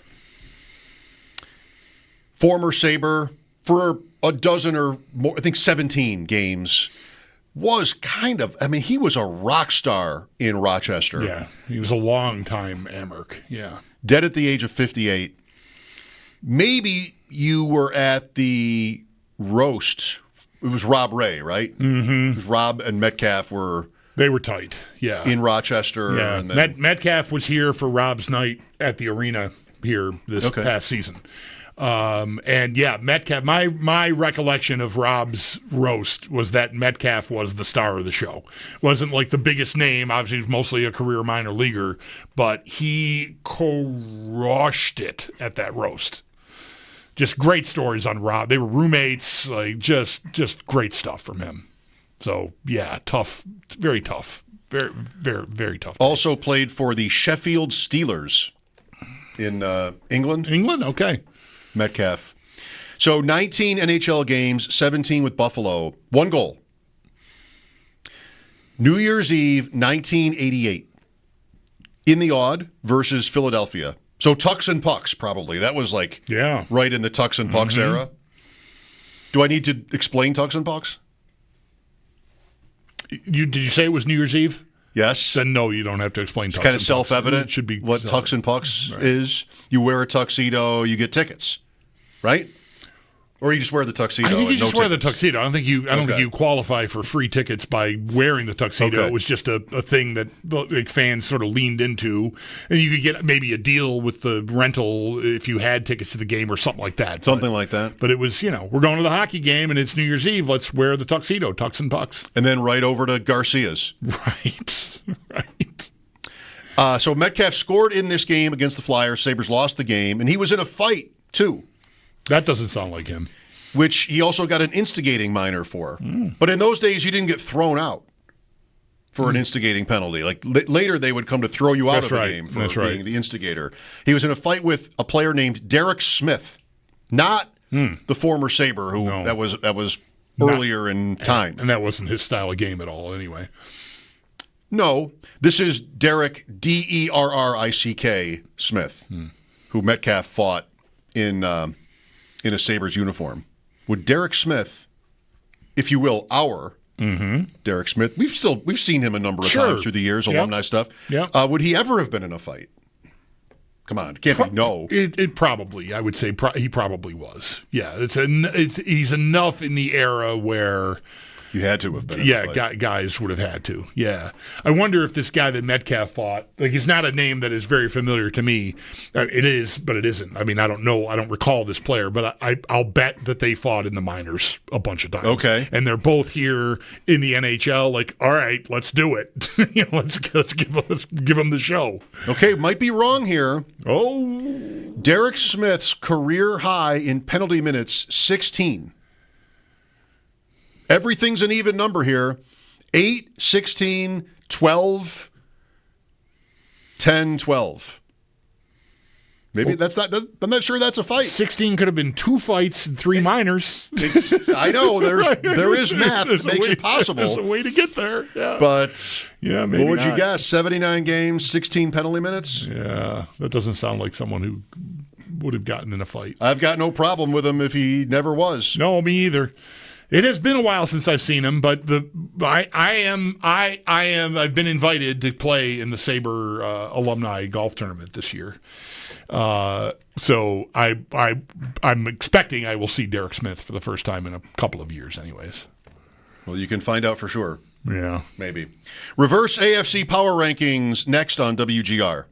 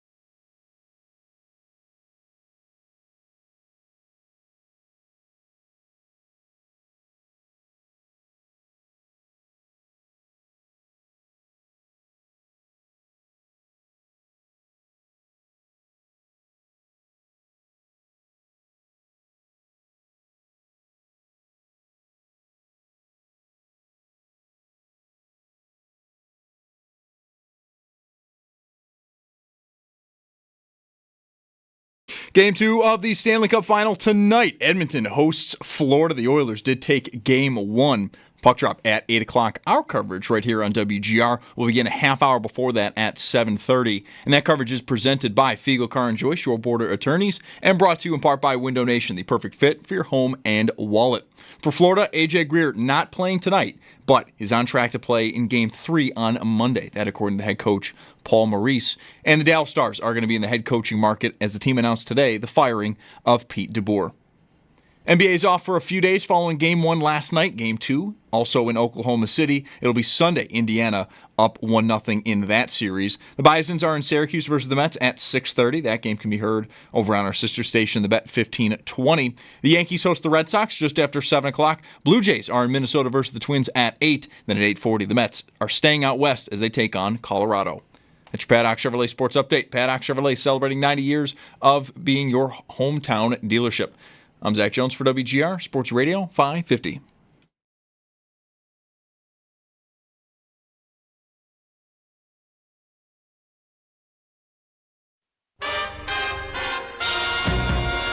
Bulldog, how did you do on daily walk-off today?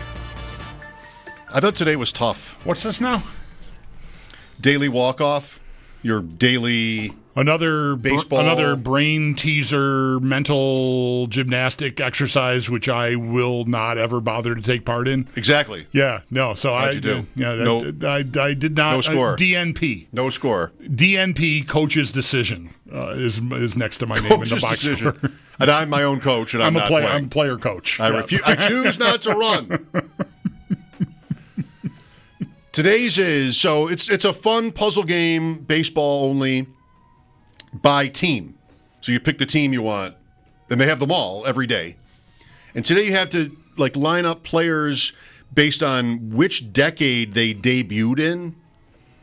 And I'm very upset that I could not get Cleveland right. I made 3 outs on Cleveland without winning. Wow.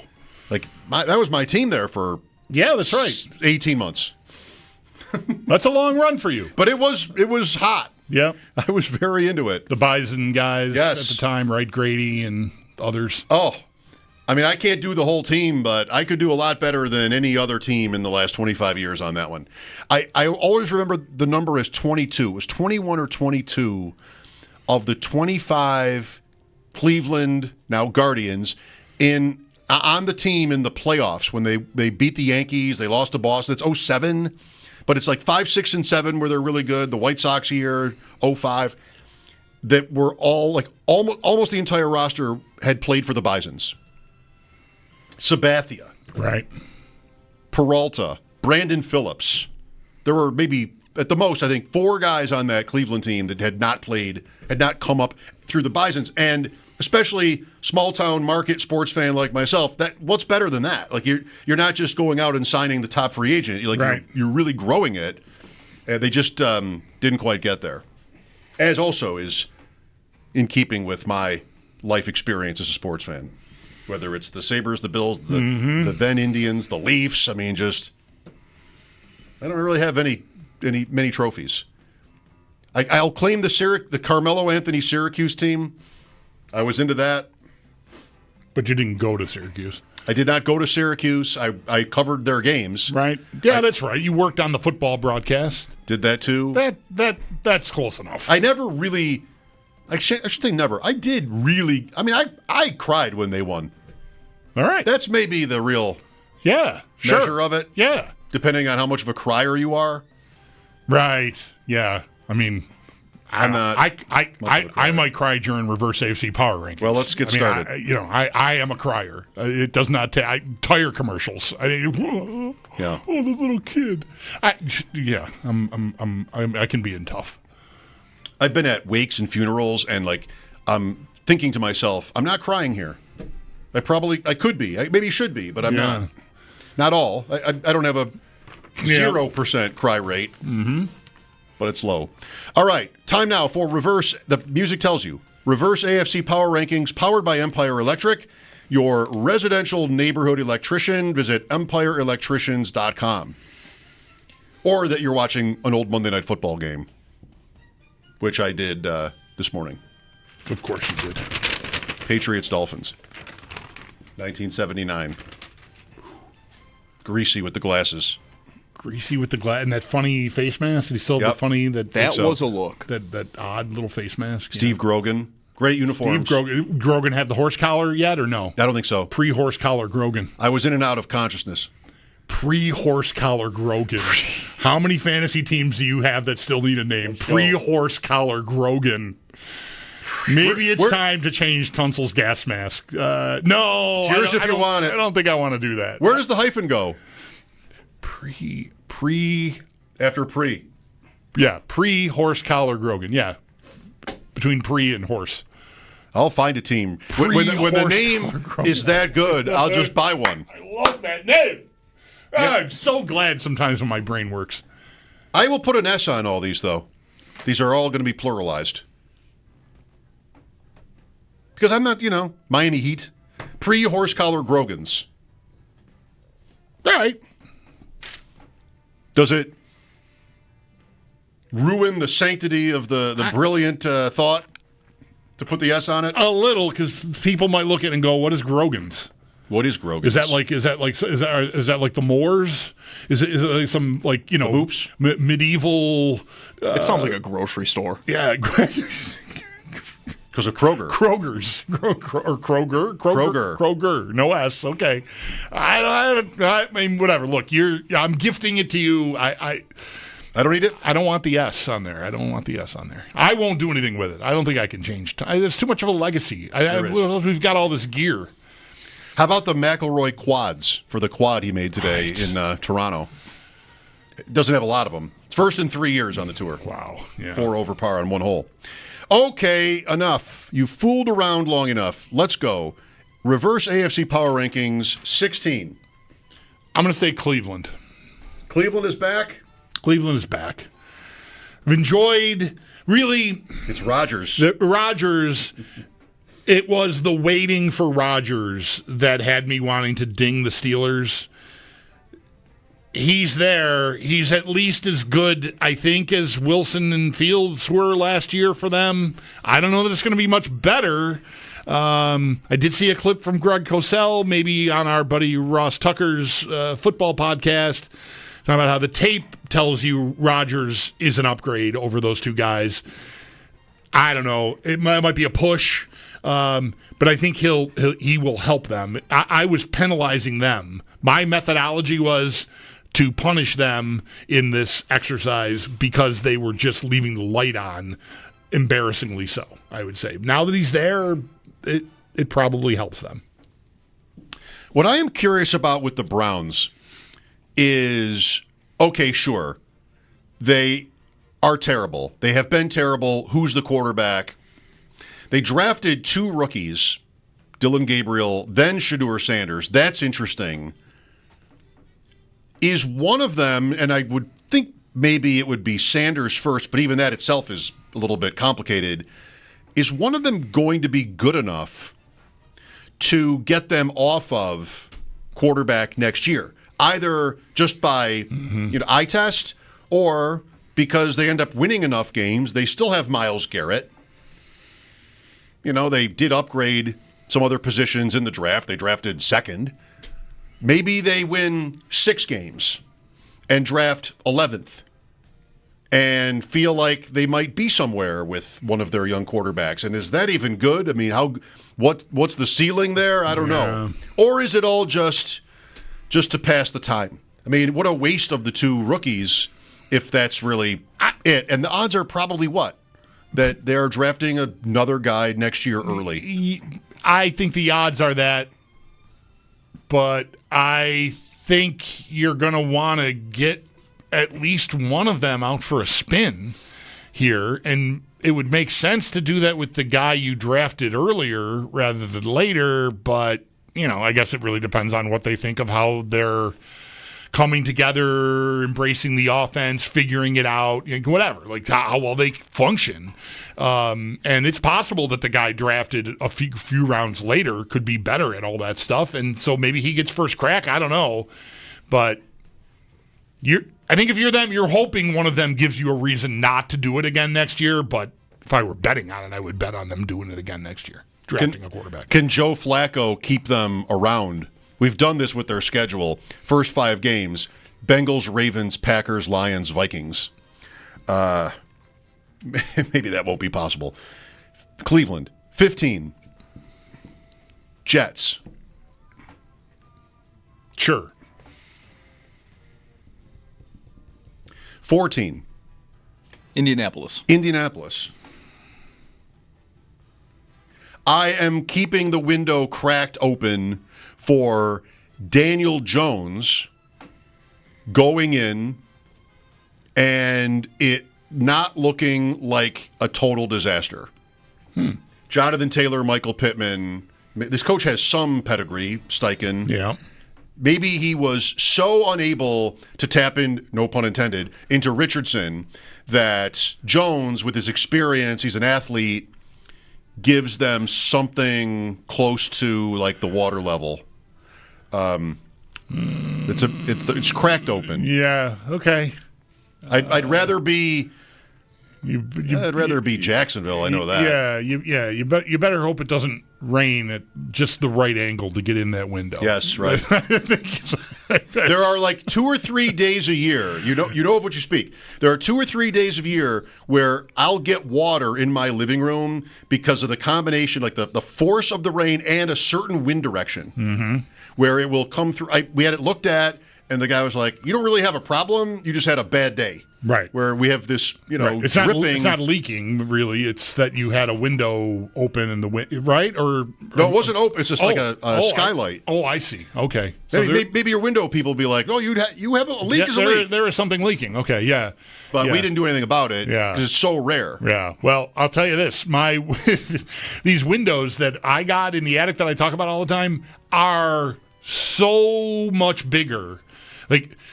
The space is the same, but gone. I had like double hungs side by side, so there was like a beam in the middle. That's gone. So the windows are now entirely the size of the space, and I've left them open when it's rained, and it's bad. Like I have to be very conscientious this summer about keeping those windows closed if I think there's rain in the forecast, because stuff that I definitely do not want to get wet will get wet. Yeah. And before, I just leave them open all the time and nothing would really happen. Get some water on the carpet. Oh, who cares? But now it's like stuff's in danger because these windows are so beautiful and big and nice. When they're open, it's beautiful. But the rain is tough. Anyway. Yes. Where were we? 13. Tennessee. They're getting a little too much credit. For what have they? Yeah, they haven't done anything. Maybe they get the quarterback right. Maybe. I don't know. Do we like the coach? Do we like the roster? No. Tennessee. Tennessee's fine by me. 12. I'm going to say Raiders. Ooh, I hate that. Pittsburgh. I'm Pittsburgh. Jerks. I love the Raiders right now. I might buy something. Where were they last week? 10. Oh, all right. The last 4 weeks, starting with last week going backwards, 10, 10, 8, 9. All right. I thought they were in the 11-12 range to begin with. So when you said, "Oh, I hate that," I'm like, "What the hell? Who did you talk to this week that loves the Raiders?" Everybody loves them. Yeah, I don't. Best tight end in the league. Maybe the best running back in the league. Can't say that yet, but maybe top 5 right out of the chute. Yeah, I'm one preseason long run from Genty away from just being like, Raiders playoffs done. I wonder if what they give him. I wonder what they do. Like it's Pete Carroll. Like maybe he plays in the preseason. I don't think he would for McVay. Genty. I don't know. I wonder what they do there. That's a good one. 11. Well, by rule, I'm stuck on the Raiders, I guess. You are. New England. Ooh. I want to say Miami. But you guys went first, and I would get to New England before the Raiders. Can you want to switch to Miami? Yeah, I do. I like Miami. Friday. I like Miami better. Miami. There. Friday. Yeah. 10.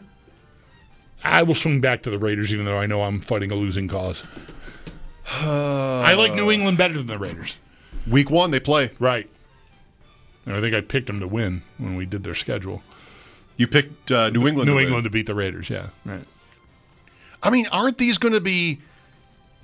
You can say no. Aren't these going to be fun games? At New England, there's never been a fun game at New England, so maybe not week 1. The Chargers on a Monday night, I'm in. Week 3 at Washington. Give me the points. I'm down on Washington. Week 4, Bears at Raiders. Okay, 4 o'clock. 5 at Indy, 6 Tennessee. Got to get those wins. At the Chiefs in 7. I like that little stretch there. Washington, Chicago. I maybe would pick them to lose all the first 3 games there. That's the Raiders we're talking about. That's their schedule, right? Well, there's a pretty good chance they'll definitely be underdogs in 2. And maybe the Chargers at home would be favored or the Chargers would be favored at the Raiders. Maybe, maybe that's like obvious. I don't know. Okay, so 10. Yeah, where did we end up? Is it there? Vegas? Vegas. Okay. 9. New England, Jacksonville, Houston are your options here. I'm going to say New England.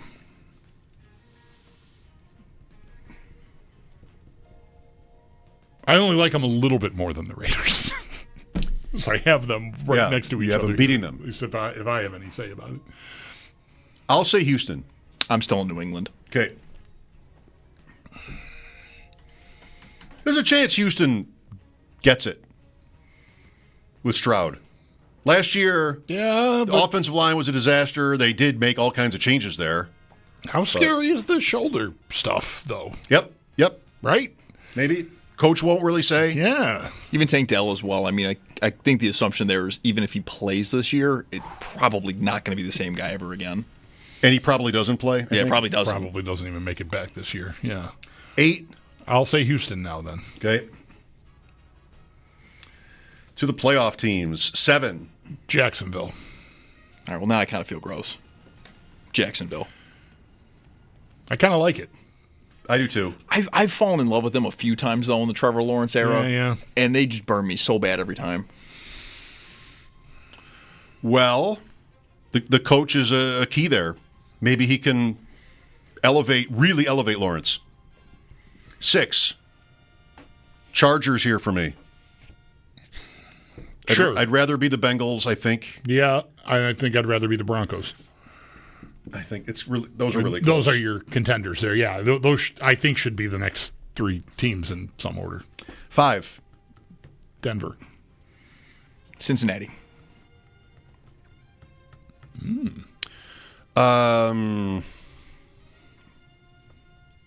Denver.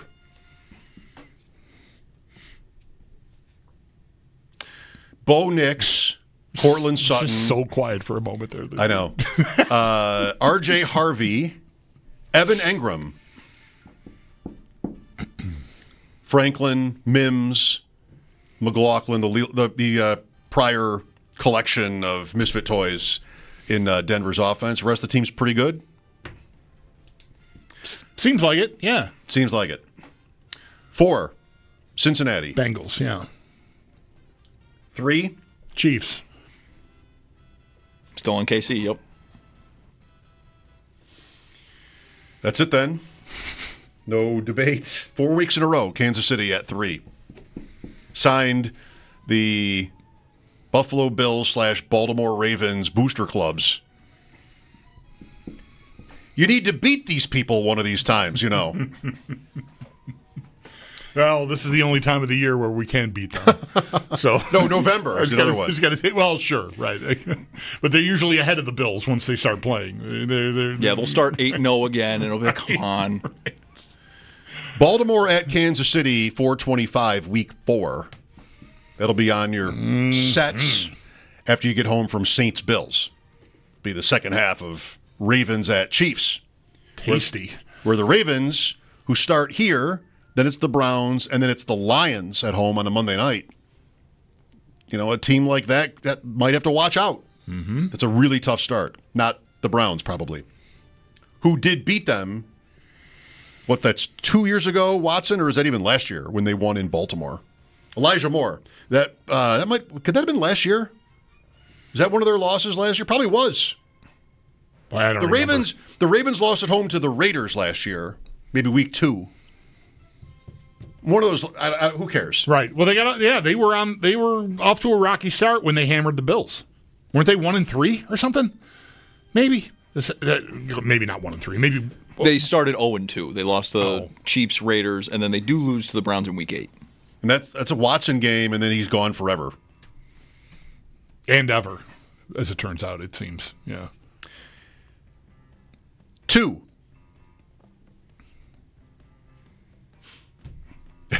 Ravens.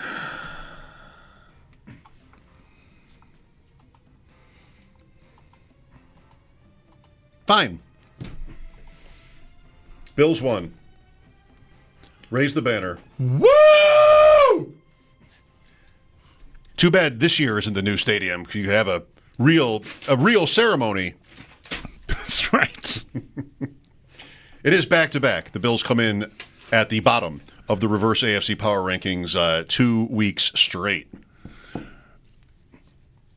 Speaking of celebrating things, shout out to our buddy Jeremy White from our morning show for coming home with the longest drive at the Bills Media Golf Tournament today.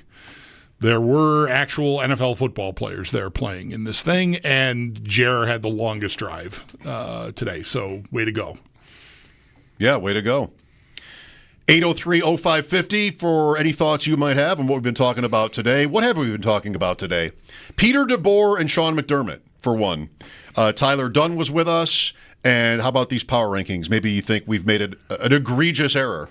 There has to be one, I think. I mean, that you could say it. You should say it. You should call us and say it. Mike Schopp and the Bulldog back after sports on WGR.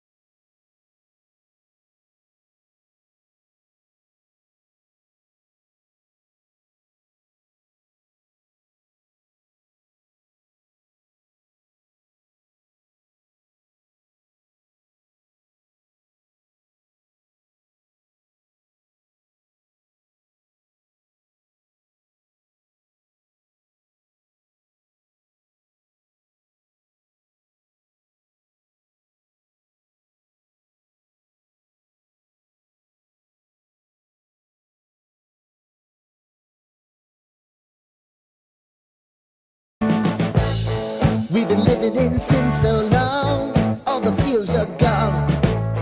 Fella stopped me on the street last night, said everything's alright. Roller coaster, make it through the day, I'm right. It seems your meal ticket is gone, but life goes on. I could never imagine something better. Yeah, right. Now you're cooking on high heat in the middle of the street. Roller coaster, take me to a better time. Let's go. All sing your high line with the roller coaster of life. Yeah. It's time to all choose your timeline on the roller coaster of life.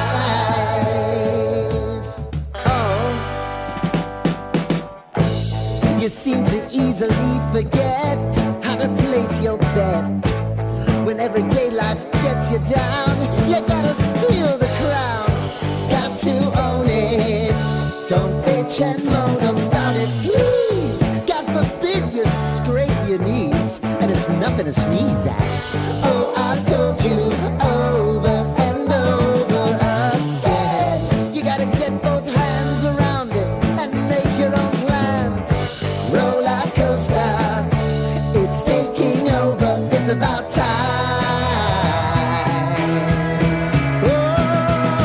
Oh, sing your highline on the roller coaster of life.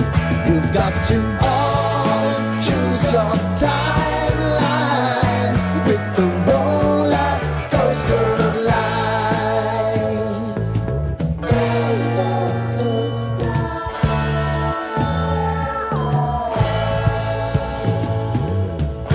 I want to go down the rabbit hole, down the rabbit hole of life.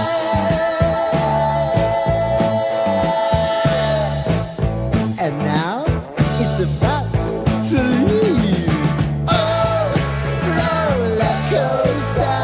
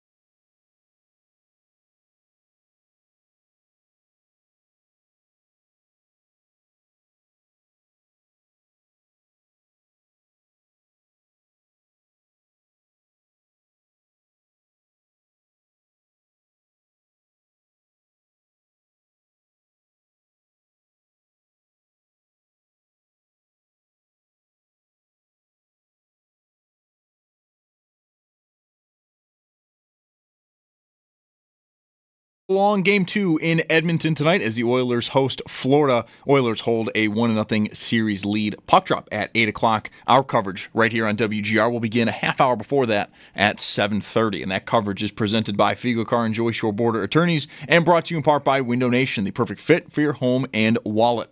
For Florida, A.J. Greer not going to play tonight, but is on track to play in Game 3 on Monday. That according to head coach Paul Maurice. And the Dallas Stars, they are going to be in the head coaching market as the team announced today the firing of Pete DeBoer.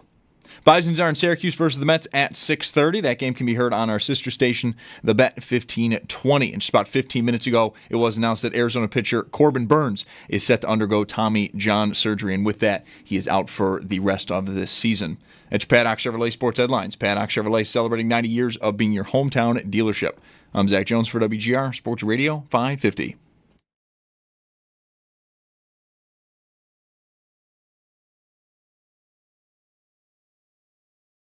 This is something that the Steelers had been focused on for months. And as much as Aaron Rodgers mulled his options, including retirement, including potential other playing options, it had been apparent for a couple months that if he was going to play, it was going to be in Pittsburgh. So what I can tell you today is that Aaron Rodgers now plans to fly on Friday to Pittsburgh, finalize and sign his contract, and be on the field for next week's mandatory minicamp. Tom Pelissero, right. That hasn't happened yet today, right? Yesterday the report was it would be Friday. I was just going to say, did I miss the part where there's a bunch of pictures of him showing up and doing all that? Yeah, I guess maybe that hasn't happened quite yet. It is still Friday for a while. It is. This is how my brain works with this Rodgers situation. Everybody is so sure that the Steelers can't win with him. The division, his age, Arthur Smith, the Steelers being seemingly, to many and to me, long overdue for kind of like a bottoming out. I mean, they still have a couple of great players, but still, like, is anybody saying different? I got Andrew over there in Pittsburgh, who is often extremely enamored of the latest Steelers thing. Not always. I'm not saying he's disingenuous at all, but like he was so into Pickett, and he can't even listen to this idea. Right. Like, why bother? Embarrassing. I don't know. Like, it's too one note. When it's like this, it makes me uncomfortable. I thought of it this morning when thinking about the Pacers. Remember yesterday? Like, Trista couldn't, not to single her out, but she's who we had on. Like, she couldn't even fathom Indiana. It's a 5-gamer. Like, she didn't want to bet a sweep. Yeah, she told you not to bet the sweep, right? So far, so good on that. That's assured. Yeah, won't be a Oklahoma City sweep. She nailed that. But that's when, like, if I bet more, or in fantasy where I am active, this is one where I really want to make sure I don't just skip past it, because these are sometimes opportunities. Now, what is that to say about Aaron Rodgers? What? He's going to win another MVP award or something like that? No, probably not. But do they have to lose big? I don't think they have to lose big. No. I just don't think he's going to elevate them any more than where they've been. And like I said yesterday, I forget who, maybe we were talking to Sal when I mentioned this. I don't remember who else we talked to yesterday. I like, if nothing else, a guy like this, even last year, there were games, the San Francisco primetime game, he looked great. It was one of those games where the next day, like, I guess he still got it sometimes. So you want to hope that after he throws, I don't know, how many passes is he going to throw during the season? 800 more? I don't even know. What's a good number? 500. Okay. Whatever number of passes he's going to throw, by the time he gets to the playoffs, he's got one like a good game in him or more. If he has a good day on the day you play the Bills in the wild card game, maybe that's all the reason you need to do it. Sure, I only won my 9 games. I'm seed number 7. I got to go on the road, and good luck to you. Well, maybe. All right, maybe. So I don't think it has to be terrible. I think there's their organization to me. I have an easier time seeing this work better, even though he's 2 years older than when he went to the Jets. I just thought the Jets. He would run the show at the Jets. And there's so much dysfunction there to begin with that I just thought the whole thing would just like swirl down the toilet bowl. And it absolutely did. He won't eat the coach alive in Pittsburgh. That's what I'm saying. The Steelers that's a different thing. Like, I have a hard time I even have a hard time, despite what I think of him and his personality and his ego, I have a hard time believing he thinks he's going to go in there and just tell everyone what to do.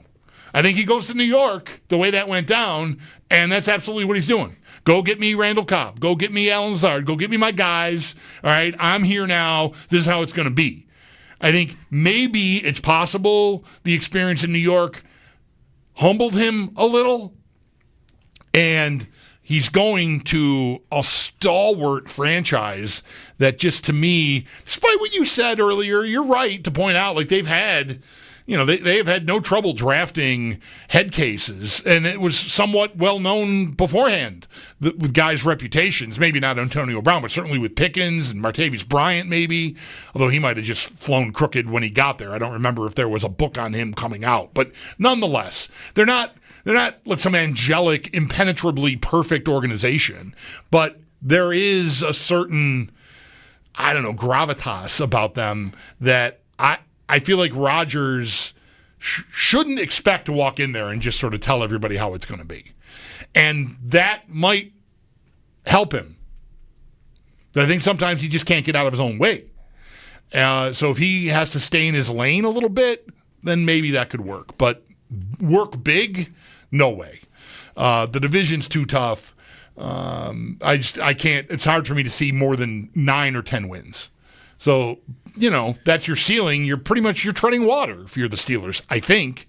They're not going to be better than Baltimore. They're not going to be better than Cincinnati, I don't think, even with him. So they split something in my throat. They split with Baltimore and Cincinnati last year. They were 10-3. Pittsburgh. Were they good? They were 10-3. Wasn't all this, just saying it, wasn't all this right now what we said last year too with Russell Wilson?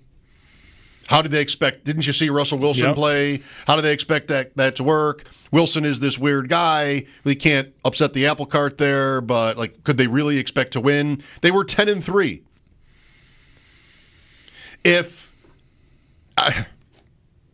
Sadly, that's not the finish line of the season. No, they lost 5 after that. Right. They lost 5 straight. Right.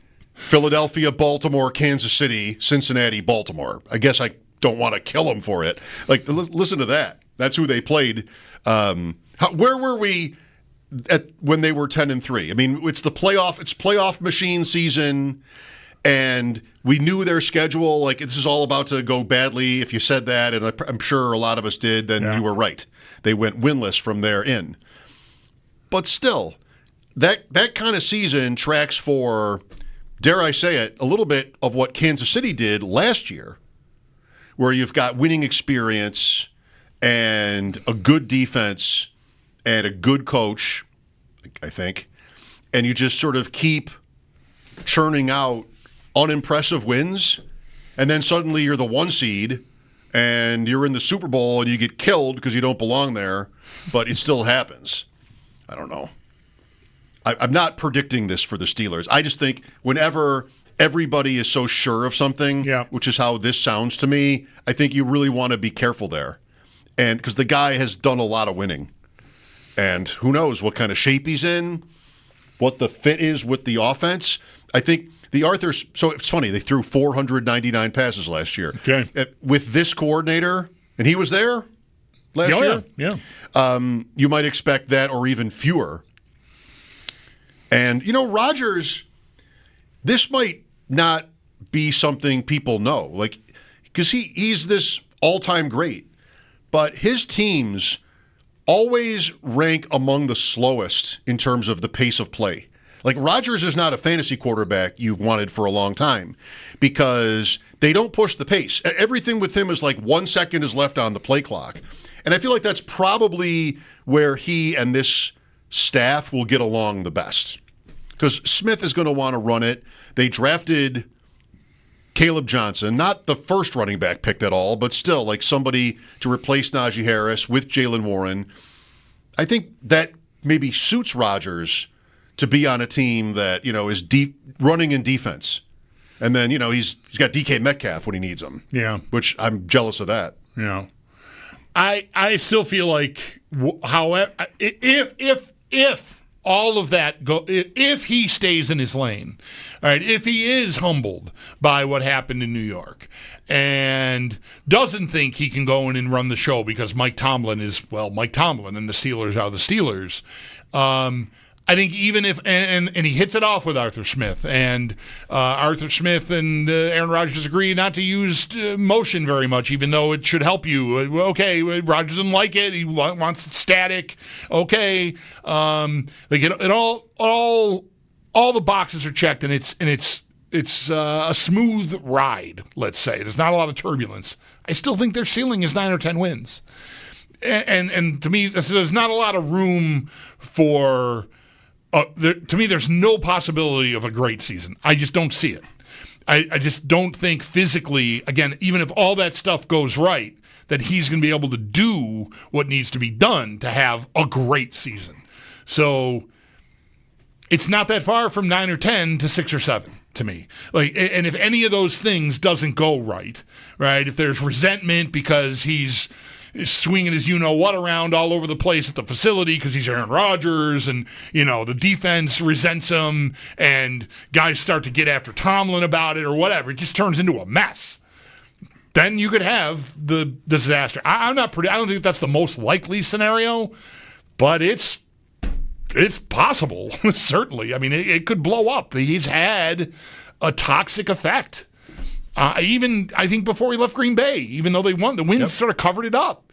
So I just think it's a lot to think that it's going to really hit, which gets you to why is it even worth doing in the first place, right? And that's where I end up. I don't think this is a player capable of elevating you anymore to, I'm suddenly I'm in the tier with the Ravens and the Bills and the Chiefs. No. You're not going to get there with this guy. Remember, too, is last year in Green Bay, they missed. That was the Sunday night game, end of the season with the Lions, and Detroit won the game, but Seattle, I think it was, made the playoffs. The Lions had been eliminated. We'll take a break here and then talk some more. Mike Schopp and the Bulldog, WGR.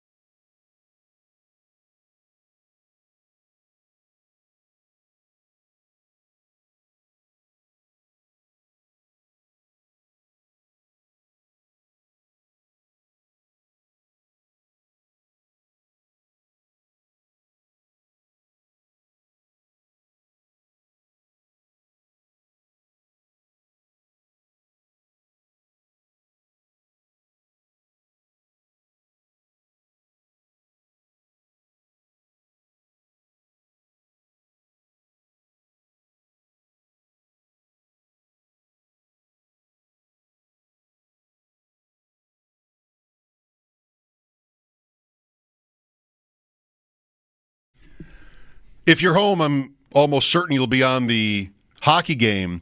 But it is Yankees-Red Sox weekend in New York, I believe. That is correct. Yep.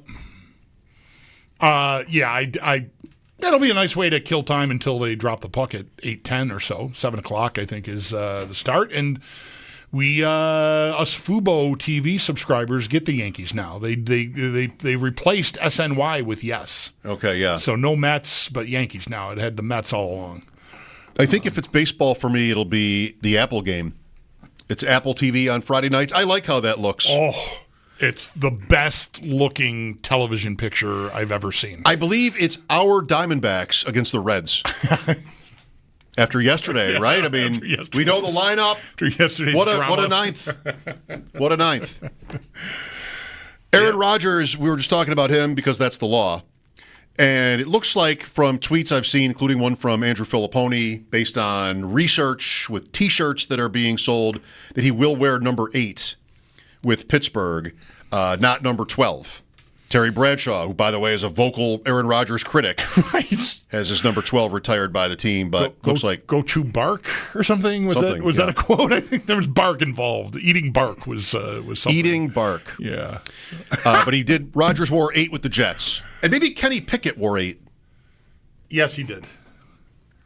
So he's get out your Kenny Pickett jerseys and get out the tape. He's getting no respect. Get out the tape. Tape over that name. And put on the new name. You still have that Pickett jersey. You never wear it because who would, right? That didn't work out. Now your number 8 jersey is savable, a la Sammy Watkins to Stephon Diggs. Just tape that thing right over. You're fine. Do you know the two relatively experienced, and they've played in the league, quarterbacks on the depth chart in Kansas City behind Patrick Mahomes? Do you know who's there? Ooh. No, I can't say that I do.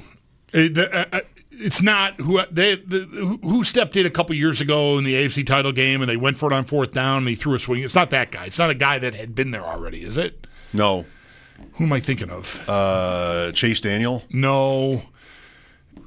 Henny? No, it's Matt McGloin? No. Joe Ferguson? It's a former Jaguar, maybe. Not Gabbert? No. He might have been there, though.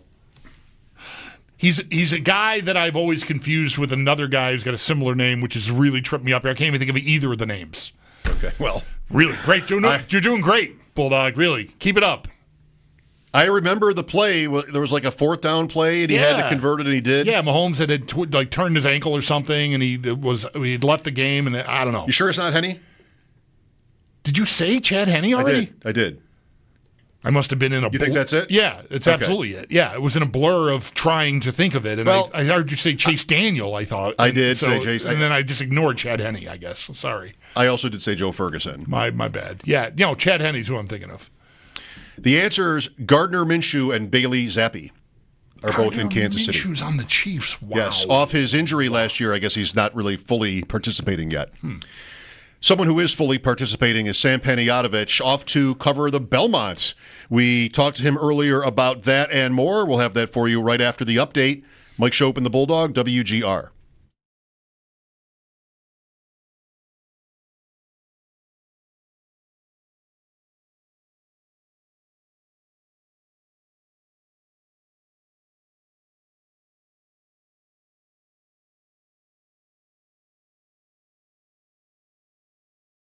Well, I'm over here